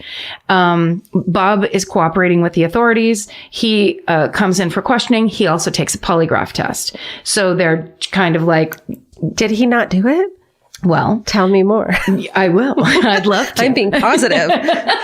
I want to know. Yeah, it's really it's open-minded of you to say, did he not do it? I know. So both Bob's side of the family and Jane's side of the family comes forward immediately to say there is no way he did this. I would never say that. I'm sorry, Yolanda and Andy, my in-law, my brother-in-law, and my sister-in-law. I will always say he definitely or she definitely did it. Did it. Even if you didn't. Well, isn't that the worst thing in the world, though? And I think it's also one of my worst fears is the discovery that there are people that you would know where you'd be like, of course, Stephen would never murder defending anybody. A murderer. Yes. And then you're wrong. Well, that's what people, like a bunch of the skateboarders did, like free Gator. And of course. But it turns out you're just a piece of shit. He's a murderer. Yeah. It's a big fear. It's a big fear. And also it's like, what is the extent of friendship? Yeah. How well does anybody know anybody? Anyone. No one knows anybody. No. And as we've talked about a billion times, the sociopaths and the psychopaths are the most convincing. We know if Stephen I would say Stephen did it. There's like a murder that didn't even happen yet. Yeah. Like, I know Stephen did it. Look, listen. Stephen is the last person we'd accuse, so Stephen's the first person we're going to accuse. Exactly. That's how our thinking goes. So, but both families assert that he's incapable of this horrific act. That's a quote. They also are quick to defend. One of the neighbors, named unfortunately Alex Jones, said "Blue blah blee blah." Said they were just a great couple. There's no doubt in my mind that it was not him. Oh. So after the questioning, then the police do reveal, and this is what's interesting, is I feel like this is one of those things where, local news had caught on to that kind of OJ CNN minute by minute reporting. Yeah. Where in that neighborhood, it was such a shock that this woman, this white, rich woman was found dead in her own car, that then basically everything that happens in this case happens on the news. I mean, those people love nothing. Those news people love nothing more than fucking cops coming out of a mansion with yellow tape. Like, that's their favorite fucking thing, and they'll sit on that for hours. That's media birthday party. That's right. That's just like we all go to the skating rink and eat cupcakes together because and it gets even more so. Okay, good. Which is not good, crazy, but yeah, I mean, that's how it is. So, so the thing is that the police reveal that Bob was found to be lying on his polygraph test. They won't disclose what he's lying about, but they basically are like, we're still looking at him. Would you ever take a polygraph test? It doesn't seem like a good idea. If you were innocent and you were like, I didn't do this, it doesn't seem like it's going to help you either way. I don't trust my own subconscious. What is the problem with that word today? That's your subconscious. That's my subconscious saying, don't fucking talk about me. Don't trust yourself. How dare you talk about me in front of these people? I don't know what I would do. Like, I feel like all of a sudden my hands would get sweaty in a way that would be like the thing of like, I'm not stealing anything when you're not stealing anything. I'm totally innocent. Right. It's like, yeah, you are. Yeah, right. But then you look guilty if you don't take one. I paid too close attention to things to not seem suspicious. Right. Me too. Ask for a lawyer.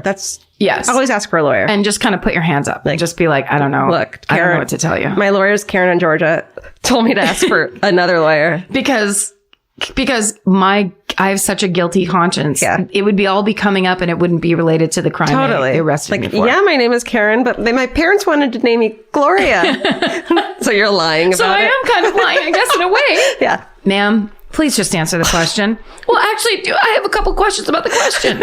Okay, so. For real, seriously. For real now. So, on January 28th, This is about 4 days later. The police search the Bashara's home for potential evidence. And they are seen, and, it's all on the local news cameras. They're seen leaving the home with several items. Let me guess. It's like a fucking brick, Tudor, yeah. A Tudor with some fucking columns and shit and fucking clapboard bullshit. You've seen this. I've seen it. You know it. Okay. In your subconscious. Okay. So, a few days later, on January 31st, investigators announced that Jane had been murdered somewhere else and her body was placed in her car after death. Now it goes on for a while where they're watching Bob Bashara. He's he's like basically saying, I was gone that day. And this is my favorite part. I'll come to this later, because Bob, the buildings that he owns. Yeah, I was just going to say, can I make a guess? Anyone who works in like a construction industry or some kind of thing where they have workers. Yes. Who they can hire to kill the wife and make it look like a random act of violence. So you know this one. Yeah. So stop ruining my story. I'm so sorry. I'm just kidding. But this is literally the next paragraph is the same day that they announced that, all of a sudden, out of the fucking blue, a guy walks into the police station on January 31st. His name is Joe Gentz. He is Bob Bashara's handyman who has worked on different odd jobs for Bob Bashara over the years. Comes forward to the police confessing he killed Jane Bashara. So he tells police in the when they interrogate him or whatever, that Bob Bashara had promised to pay him $2,000. That's it. And give him an old Cadillac. Oh, that makes in me exchange so for sad. Killing Jane Bashara. It's disgusting. It's disgusting. I mean, not that any amount of money is okay to kill someone, but it's like, that's so sad. It's terrible. Like, she is such an important person to so many people, and for fucking $2,000. It's just all the dirtiest, grossest. It's just like what you don't want to know about other human beings. It's like a human being's life is nothing to you. Yeah. So Joe states that he agreed to the terms. He strangled Jane in the Bashara's garage, and then he helped Bob dispose of her body by placing it in the back of the SUV and driving it to the alley in Detroit City where it was found. Joe chose to confess out of the fear that if any of that information got out, that all the blame would lay on him and Bob would get away with no consequences. So he basically was saying, I'm coming forward and admitting to this because I want to make sure this guy goes down, because it was his idea. And Joe Gentz is, they call him, they use different phrases. Mentally challenged is one, like just has a low IQ is another. Yeah. But he seems to be the kind of person that would be easily manipulated and is basically kind of saying, please make sure that I'm not the only person that goes down for this. The problem is that Joe Gentz's story is inconsistent. In one account, he says that Bob Bashara struck a deal with him to kill Jane. Another one, he says that Bashara forced him to kill Jane at gunpoint, saying that if he didn't kill her, that then he would kill Gentz. So if Gentz didn't kill Jane, that Bashara would kill Gentz. So immediately then, Bob Bashara's attorney, a guy named David Grime, he claims that Bashara actually owed Gentz the $2,000 and that Gentz murdered Jane Bashara out of anger for not repaying him, which doesn't really track. Bob maintains that he was in no way involved with Jane's murder, and that his team leans on Gentz's mental disability to call the confession into question. So it's basically like, this guy doesn't know what he's talking about. He also says that that Bob doesn't even own a gun, so the version of Gentz's story couldn't be true. And the authorities hold Gentz for 3 days to question him, but then they basically say, you're right, this is a false confession, and they dismiss the confession and they release Joe Gentz. What? Yes. Okay. What is that? I don't know what's true anymore. I know, right? So, and neither do the police. So then, okay, but the thing is, the media already has their teeth in this story. And it's the classic, like, then there's a confession, but the confession doesn't stick. So it's almost like good that the media is involved, because they're like, wait a fucking goddamn minute. Yes. Yeah. And they're like, well, there's got to be other stuff, and there's got to be people willing to talk. And we need more video footage of tutors. That's right. Being rated. Right. We need houses being rated. Fully rated. Yeah. And men in blazers walking out and looking concerned. That's right. We all need that. So, okay. So then on February 2nd, 2012, the story breaks that Bob Bashara has been leading a double life. Of course he has. And is this the part? This might be the part that clicks it over into true familiarity for you. Okay. Because not only has Bob Bashara been having an affair with a woman and keeping a woman. Of course. He runs a secret S&M club. How the fuck have I never heard of this? Okay, so that would have been the detail. That would have been the trigger that clicked it into my memory. Because if the other part was the media birthday party at the roller rink, then that was the coke dealer showing up and saying everything's for free. Because a murder in the suburbs, and then the husband has a double life as a sex S&M guy. I can hear the City Confidential episode, which is my favorite fucking show in the whole world. Yes. They fucking interview the local journalists. It's just the best. Yes. Oh my God. And in the sleepy burg. But all was not well. So in this episode of Deadly Rich, I'm sure there's a City Confidential. Yes. I'm positive about it. 100%. But in this episode, there is a guy named Mike Boyanis, and he runs the bar called the Hard Luck Lounge. The local fucking dive. Yep. Where the journalists go to eat. Well, that Bob Bashara owns the building. So he's basically Mike Boyanis' landlord. Fuck. And the episode of Deadly Rich kicks off with Mike Boyanis being like, he wasn't my friend, he was my landlord. Whoa. He gave everybody the creeps, like him just holding forth. And so then one day... We have to go there next time we're in Detroit. The Hard Luck Lounge? Yeah. I hope it's still there. Because this guy, I love him so much. And he says, at one point, the fuse box blew out or whatever. So they had to get an electrician. And they went downstairs into what was known as Bob's office that no one went downstairs into. He kept it locked. But the electrician has to go in there because that's where the fuse box is. Oh, God. The electrician comes back upstairs and is like, yeah, so he's got whips and chains and things to hang people from the ceiling. He's the real 50 Shades of Grey. It's not some fucking hot dude with clean fucking equipment. It's not a hot millionaire. It's Bob Bouchard in the basement with some fucking greasy ass shit under the Hard Luck Lounge. Oh. Mike Boyanis says to the electrician, I don't want to hear about it. He basically goes do not make me think about that. I don't want to know. Oh my God. Yes. So basically the people that know the real Bob Bashara start coming forward and going, you might want to check this and you might want to check that. So that's how all this stuff starts coming out. Okay. And of course, the media is having an insane S&M field day. This is their dream come true. Fucking story of the century. This is Prom Queen City. Okay, so then also... Wait, Prom Queen City is the name of the episode. Right? Sure. Okay, great. So then they also start learning about this woman that is basically this kept woman that Bob it's like his secret girlfriend. Mm-hmm. Bob comes out and says, no, we're only friends.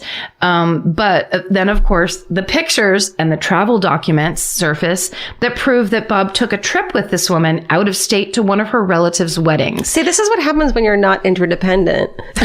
So you can't track the fact that your fucking husband is going to weddings of other people's cousins. And imagine, this isn't like a sexy, hot sex relationship where they're like, meet me in the basement, I'm gonna hang you up by your ankles. It's like, kick me in the dick until I cry.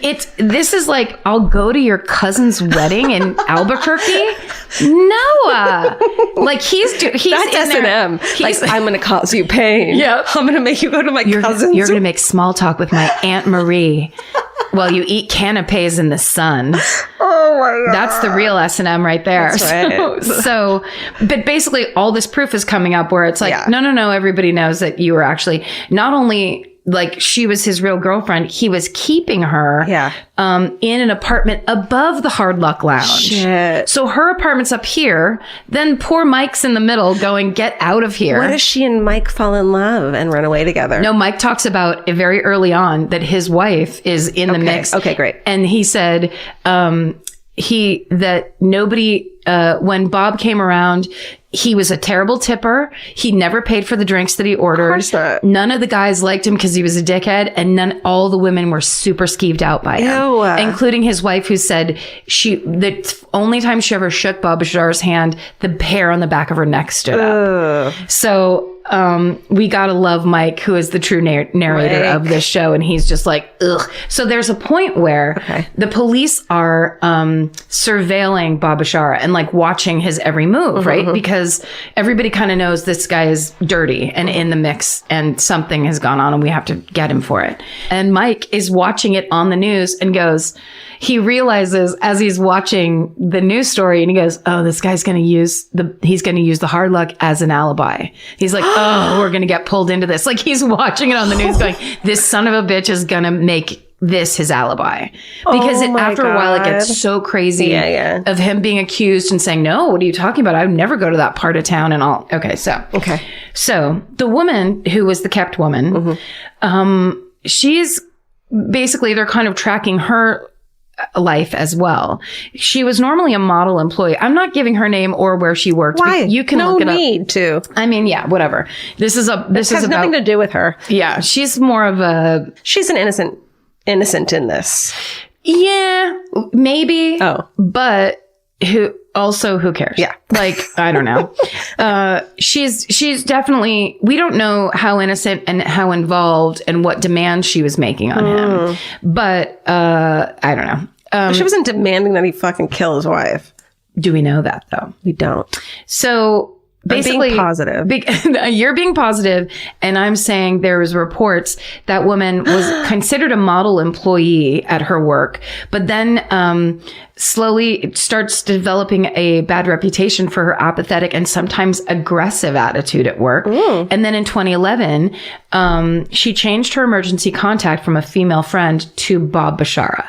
So I mean, that's kind of like you're out and about with like, that's my boyfriend. Because this motherfucker says my marriage is, we don't sleep in the same room. Yes.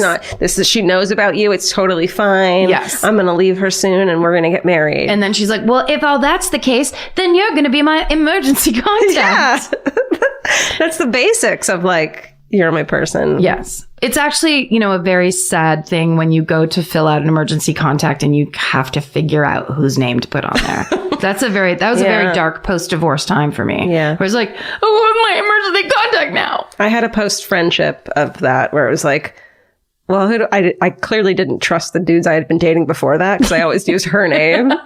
And then when she and I had like a falling out and broke up, it was like, I have to use my guy's name? Yeah. I guess I have to stay with him. What if something happened to you and then they call someone that doesn't like you anymore? Yeah, she's like, great, leave her alone. Leave her where she lies. She said don't resuscitate her. Oh, did she told me, just let her have that seizure out in public. Yeah, she doesn't want stitches and don't resuscitate.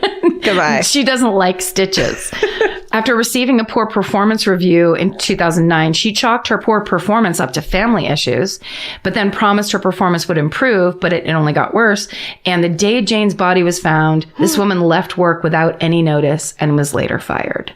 So there's a connection that would indicate perhaps that she knew what was going on.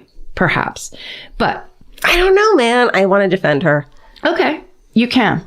In my mind. Good night. Would you defend her if I told you that this woman is Casey Anthony? No. Shut up. Are you lying? Yes. You fucking cunt. I believed you. It's like every terrible true crime story. It's like a jam band of true crime assholes. Okay. Now I still believe in her. Okay. So, it's basically revealed that Bob and this woman's relationship is based around their mutual love for S&M. Great. And whose isn't? I just want to go ahead and say. Really, at the end of the day, let's not fetish shame because it's hot. Kick me in the dick. I love it. Whips and chains and chips and dips. So That's a line from a Bill Murray movie. Don't quote me on that one. That's a Bill Murray for sure.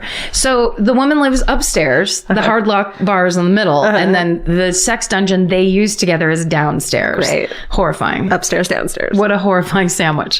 Horrifying sandwich. Write that down. They learned that the two were making plans to add a third woman into the relationship. They also learned that Bob was planning to purchase a house for this woman. Karen, how come you can't be sex positive? I'm trying my best. I'm just an old prune. Okay. So then Bob refuses to comment publicly on this affair, on the sexual behavior, on anything. Yeah. But he does say that he and his wife had an open marriage and that these behaviors had nothing to do with Jane's murder. Bullshit. Bullshit. On February 8th, 2012 still? 2012, probably because of Joe's confession combined with this new scandalous information, police searched the Bashara home again for evidence. And they find in the garage hair samples and blood. And the area that Joe Gens noted in his confession, they basically just go to his confession and pull up a bunch of samples and send it all in to the lab for tests. Bob's defense attorney, guy I talked about before, then hires a retired FBI agent so that the defense can conduct their own investigation. Oh, no, we found out he's innocent completely and hates being kicked in the balls. Yes, exactly. He's never, these hair fibers prove that he doesn't like to get kicked in the balls. The defense team notes that the second search of the Bashara home could be tainted because so many people had walked through in between the first and second search. Around this same time, the police find and impound a Cadillac from St. Clair Shores, St. Clair Shores parking lot where Joe Gens had been driving it and Bob Bashara was registered, the registered owner. So linking them together. Yeah. Now they're together. And basically it's like the guy that everyone was trying to say is not that smart or crazy or whatever. Everything he was saying. I'm sure they made some dumb, they're shackled together in the City Confidential episode. Yeah. Oh, yes. They're shackled together. The puns, I'm sure, were a-flowing. So on March 1st, the lab results finally come back. And the blood sample taken from the Bashara's garage is Jane Bashara's blood. The next day, Joe Gens is arrested and charged with first-degree murder and conspiracy to commit murder. And the conspiracy charge indicates someone else is involved, but there's no hard evidence linking Bob Bashara, so he remains free. March 9th, authorities report that the clothing that Jane had been wearing the day of her murder was missing. And it's believed that the clothing had been released to the funeral home that handled Jane's funeral. The clothes may have been mistakenly thrown away. Wait. The clothing she was wearing when she was found. Yes. When her body got sent to the funeral home. Yes. Everything's gone. They throw those clothes away. Don't do that. No. Never do that. Holy shit. Apparently that happened somehow. So all sides' attorneys were mad about that missing evidence. But then they used it against each other to try to invalidate each other's cases. Oh, God. In April, multiple sources report that Bob Bashara is the focus of the case. He is still the prime suspect. Sure. But the police aren't saying anything, obviously, to the press because it's their true field day for the press. Yeah. A couple months later, on June 24th, Bob Bashara is arrested, but not for the murder of his wife. They get him because he tries to hire a hitman to kill Joe Gens before Joe Gens testified at his own murder trial. You stupid fucking idiot. But the hitman he tries to hire is an undercover cop. Oh my God. Yes. And that's another part in Deadly Rich. Those 911 tapes are hilarious. The accents, those Midwest Michigan accents, and they're like, "Oh yeah, so you gotta." Yeah, I just need this guy dead. So much hate mail from people from Michigan right now. Look, watch. Listen. Don't listen. But this really happened. It's on tape. It's pretty crazy, and just the idea. It's like, are you just going to kill the world? Yeah. What is your solution? You're always going to get caught. It's because when people, You have to have some fucking humility and think you're kind of stupid and Yes. like have a little bit of low self-esteem and be like, I'm stupid and everyone thinks so. Just a half a teaspoon. Have a teaspoon. It's healthy. It makes you not do shit. It keeps you grounded. Right. It keeps you like low key. Like having to build up your self-esteem because you have low self-esteem makes you not a fucking asshole who thinks you can get away with anything. That's right. Right? And also the idea that suddenly there was someone there available. Oh, get another person who's who's happy to be a hitman. Yeah, like that doesn't make him suspicious. Sir, think it through. Okay, so yeah, if things seem like a little too fateful, it's because it's an undercover cop. Right. People in general. Everyone's an undercover cop. Everyone is trailing you. Just assume that they're all undercover They cops. put a GPS thing underneath your car. Right. Be aware. Be paranoid. Okay, so Bob pleads guilty, but he admits he did attempt to have Gentz killed, but he says it was not in an effort to keep Gentz quiet. No. No, it was a revenge killing for the murder of his wife. You're so brave. He was so livid. Either way, Bob is sentenced to 6 to 20 years in prison. Okay. While in prison, Bob exhibits a series of strange and aggressive behaviors and routinely gets himself into trouble. He tracks up violations for hiding or hoarding his medication. He also gets in trouble for lying, which apparently is a big deal in jail. Really? I don't know. Liar, pants on fire. He gets in trouble for talking when he's not supposed to and using profane language. I'd be fucked, like, in prison. Dude. Also, what is this prison? It's like a kindergarten. Convent prison. So December of that year, 2012, Joe Gentz pleads guilty to second-degree murder for his part in Jane Bashara's death. Oh. And he's sentenced to a minimum of 17 years in prison. That's not long enough. It really isn't. None of it is. It's all such a disgrace. Yeah. And for Jane Bashara. Her children have to live with this. Yes, it's for more than 17 fucking years. That's right. So, but the good part is because of all the information that gets disclosed during Joe Gentz's trial, Bob Bashara is once again implicated for the murder of his wife. But this time they have much more stronger evidence that actually sticks.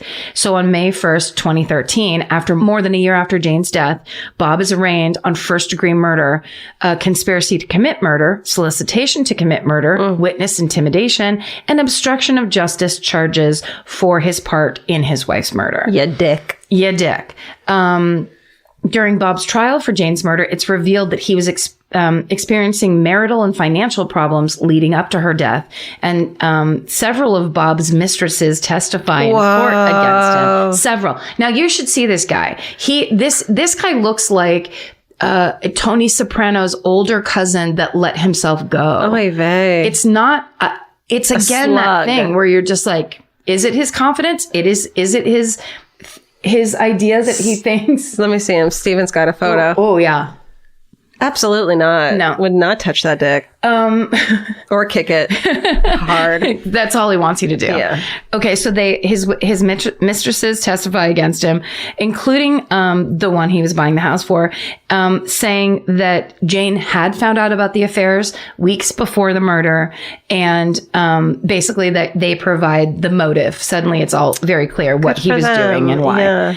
Yeah. So on December 18th, 2014, Bob Bashara is found guilty on all charges for murdering his wife, and on January 15th, 2015, he's sentenced to life in prison. Now, what's odd is Joe Gentz in December of 2015 recants his statement that Bob was involved with his murder and claims that he was coerced by police to sign the affidavit stating Bob's involvement. What? Yes, which is very odd. Because basically his initial testimony is what brought all the evidence that proved he was involved. Yeah, that you can't take that away once it's proven. No, it's very strange. Okay. So, but then Bob files for retrial, saying that that his legal team from 2014 was ill-equipped and mishandled the case, but it all gets denied, and he remains in prison under a life sentence. And if you watch Deadly Rich, there's this really amazing part. The woman who was the judge in that trial has none of it and is super like they talk about, she actually is there talking about how she could tell that Bob Bashara did not like that a woman was there deciding his fate. Yeah. He was very angry and very combative and very weird with her. And she is the biggest badass. You have to watch it because she's so cool. Oh my God. But essentially, all his requests are denied and he remains in prison under a life sentence, basically for having his wife killed. And that is the very tragic murder of Jane Bashara. Holy shit. Nuts, right? And then what about Casey Anthony? What happened? And she went ahead and now she's hosting her own Fox game show. Oh my God. I have never heard of that. What a dick. Yeah, just so gross. Yeah. Just so gross. Yeah. And weird. And also, you can be super into S&M and not kill anybody. Just break up with each other. Yeah. Like, that makes me so sad to think of like being in a marriage and not knowing all these things about my life, essentially, that are happening, is happening. Yeah. It's so unfair. Well, and also I think he, because he had those financial problems, is that kind of thing where it's like, this was going to be a murder of convenience. A solution to a problem that you made. Yeah. A solution to like 9 problems that you made. Yeah. And it's also poor. It's like borderline Coen brothers, how badly he did it, how badly he planned it. Because he was so cocky that he thought whatever dumbass fucking plan he made was going to work. Well, and that he was pulling in people, not professionals, Yeah. but like he basically was pulling like the cheapest person he could find. Yeah. It's just all dirty and awful. I hate him. Yes. The end. The end. Let's fucking hooray this shit. Do it. Mine is hotel chicken strips. Which is why I wanted you to go first, so I could think of something else. But I have to say, all these travels we've been doing, being able to order off the kids' menu in a hotel and just get fucking chicken strips Yes. is really comforting to me. Mine was going to be the Shangri-La Hotel in Toronto, That's right. which is the nicest hotel I've ever stayed at. Had the best customer service, like in a way where it almost didn't make sense. They were anticipating what you needed and giving it to you. You're like, leave me alone. I'm not stealing anything. Oh my God, what are you accusing me of? And there's like, no, we're just really good at being a hotel. I had chicken strips twice there. Did you? Off the kids' menu. Yes, I fucking did. No, that was, I support that fucking It's like hooray. a comforting thing. Like after a crazy show, it's bananas. You come back to the hotel room. You want to order food. I go to the kids' menu. I ordered chicken strips. It's a dream. It's a dream. It's a dream. Well, the reason I made you do chicken strips first is because I wanted to talk about, and it's a thing that we actually talked about at one of the live shows, but it won't go up. This will be up before that. Yeah. Is the death of Brody Stevens, who is a really legendary stand-up comic here in LA. He's also been in a lot of movies, and he has a very long resume. You can look him up on IMDb. He's been in everything. But he was also just one of those people, like a lot of, I knew him pretty well. But a lot of people, he was one of those comics that did 3 shows a night every night. So lots and lots of comics. He was like a part of everyone's life. He was like a standard. He was just around. Yeah. But he really, really suffered with his mental illness. And he did the thing. There's actually a show that they made that was on HBO and Comedy Central called Enjoy It with Brody Stevens. And it is a brilliantly made show. Zach Galifianakis and Mike Gibbons were the EPs. Joe Wagner and Tom Sharp were the writers. I did a little thing for it in episode 12, but it was an amazing television show about a comic who has mental illness and deals with it and is trying to deal with it. And it's such a tragedy. If you are dealing with your mental illness and you feel lost and you feel alone, please reach out. And there are tons of, we will post a great place to reach out to and put it out there. But hopefully one of the things about this community that has grown up around this podcast is the freedom people feel to talk about mental illness and mental health, and the importance of it. Yeah. And it really is important. And Brody Stevens, the idea that he's not here anymore is leaves a hollow feeling. It's the strangest, worst feeling. And the idea that he felt alone and he felt that he was at the end of his rope that way is fucking awful. And I just would really urge you, if you are even close to any of those feelings, please, please, please reach out, and get help and get real help, and let people tell you how to manage your mental illness and your mental health, because you can't see it from the inside. And it is a huge struggle. And these days, because so many people don't have benefits with their jobs and there isn't the support that there should be, it's really hard, but people want to help you. Yeah. So please remember that. And please, in the spirit of Brody Stevens, who would constantly on stage talk about positive push and going for it. He just always seemed like he was actively working to be positive. Ironically, our joke of the show. Yeah. I mean, that nice. Really, it's what he really was like. So, and, watch all his comedy, because he also was an incredibly individual voice. He really was doing his own comedy all the time, and he was hilarious, and he knew how funny he was. He also didn't understand how funny he was, but his material and his act, it was the celebration of himself. It was incredible. It was the best. And it was always a joy to see him on a lineup. You'd walk in and be like, this is going to fucking blow me away. Yeah. And he was so vulnerable too. Yes. And it's so sad. When I worked on Late World with Zach, which was the second staff writing job I ever had, and it was Zach Galifianakis had a talk show on VH1 before the Hangover fame came. And, a lot of the people I just named worked on that show, and Brody was the warm-up guy, and we would make sure that we got all our stuff done so that we could get over there for the beginning of the taping, which you really don't do most of the time as writers. The warm-up guys are it's a very noble and lonely job that they have to warm that audience up by themselves, and they do it. Brody was the warm-up guy for one of the worst audiences consistently, like people nodding out on heroin. Oh my God. Because it was a paid audience. Yeah. And paid audiences are the worst because they're only there for the money. A lot of times they don't speak English. They're tourists that have come in, and then they're like, oh, do you want to go see a TV show? You could make $50 Jesus. Or get a free lunch.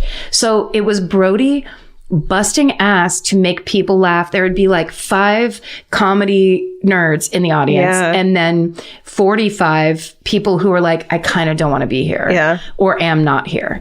And I'm from Reseda. I have headshots. I mean, like, he just gave it to those people for 2 full hours, and we would just go watch him and cry laughing. What's so sad is that when you have this mental illness and this issue, it's the whole thing of like people saying incorrectly that suicide is selfish when it's not. You think you're doing everyone a favor. Yes. And you're not, because people are mourning you. We want you there. Think of it in a way that like, get better so you can someday tell other people who are in the position you're in right now that it does get better and there is help. And like I think you said before, that anxiety is a liar. Yeah. Whatever your brain is telling you that you don't deserve to be here, you should be gone, it's a lie. That's a fucking lie. It's a fucking lie. And you do. And your depression and your anxiety and your mental illness makes you interesting and who you are and a good person, and meds aren't going to get rid of that. Right. They're never going to. Well, and that is another thing that I said the first time the night it happened, and I just kind of said something weird because it was so shocking to me that I just wanted to say something, but it really is true that this idea, we're not all trying to become perfect. That's no one should want that at all. And comparing yourself to like the way you think people live, that's also a lie. What's most fascinating is being your true fucked up, vulnerable self, which is why good comics are good and bad comics are bad. Because good comics stand on stage and go, here's me and all my weird, hairy, sweaty truth. And people go, oh my God, I'm hairy and sweaty too. Thank God. Yeah. And if you go up there going, I'm perfect, and listen to my ideas, everyone in the audience goes, I feel terrible and I don't want to watch this. Right. And Brody was the embodiment of that. I'll tell you all the things that are going on with me and yell and positive push, and we're going to have the best time. And it's like, it's rare. A lot of people don't get that about comedy. And that's why he's going to be so missed, is that voice he did more than I think he even understood he did. Obviously. Yeah, 100%. I'm really sorry. Oh, thank you. I mean, I'm sorry too. I couldn't be more sorry. It's a huge loss. Yeah. Well, I'm glad I didn't go second with fucking chicken strips. I know. That's what I was trying to give you the old eye signal of like, chicken strips. You go ahead with your dumbass chicken strips. No, it's But chicken strips, I feel like I couldn't be more grateful actively about this life that this conversation that we get to have has given us, because truly it's my dream to eat chicken strips in a fancy hotel room. It's my true dream. Yeah. And my dream is coming true. We really have a very lucky, happy, incredible, ridiculous life that I'm so grateful for, and that I 3 years in can't wrap my head around. Yeah. It's a lot. It's real. There's a lot of whiplash because it's very different. It's very different than my life before. It's like chicken strips in a hotel room was a distant fucking dream for me. Well, only 2 years ago. Being able to talk and listening to you talk about mental health to people who need it and don't need it, or have friends and don't, I feel very lucky that we get to do that. Yeah. Yeah. It's important. Yep. Thanks, you guys. We really appreciate you. Yes, we 100% do. And we will post good outreach numbers right away. Yep. Because we don't want to just say stuff like that. We really want people to be able to reach out. Twitter, My Fave Murder, and Instagram, My Favorite Murder. We'll post the numbers on there. Also, apparently there's somebody on YouTube that's playing Red Dead Redemption 2 and using our logo. And it's all in Spanish. All of it is probably my favorite thing that's ever happened. It's our channel. Don't worry, it's our channel. We have hired a guy to play Red Dead Redemption 2 24/7 with our logo, and we'd love for you to watch it. It's really good for you. Guys. Stay sexy. And don't get murdered. Goodbye. Elvis, you want a cookie? The best time to think about home security is before you need it. That's exactly why there's Simply Safe. Traditional home security only alerts you after a break-in has already happened, and that's too late. Simply Safe is changing that. Simply Safe's US-based live agents identify threats on your property and help deter them so intruders never get to your house. The system is customizable so you can build one that fits your home and your specific needs. The 24/7 professional monitoring is effective and affordable and won't lock you into a long-term contract. I think that's what's so scary for so many people is that long-term contract. And like, whatever turns out you don't like it or need it, but they don't have that because they know you'll like it and you'll know that you need it and feel so much safer when you have it. Like at this point in my life, I would never go without a security system on my house. I just feel safer with actually having Simply Safe around. There's a whole staff at Simply Safe that's waiting to talk to you and help you out. Right now, you can get 50% off your new system by visiting simplysafe.com/MFM. That's half off at simplysafe.com/MFM. There's no safe like Simply Safe. Goodbye. Cheap Caribbean's Jet Set July sale is here. Right now, save $200 on vacation packages of 4 nights or more with promo code 200BEACH. Whether you're dreaming of Cancun, Jamaica, or the Dominican Republic, your next vacay just got more affordable. Don't let summer pass you by without the beach. Use promo code 200BEACH and get more sand for your dollar. Head to cheapcaribbean.com today to book your beach vacay. Goodbye.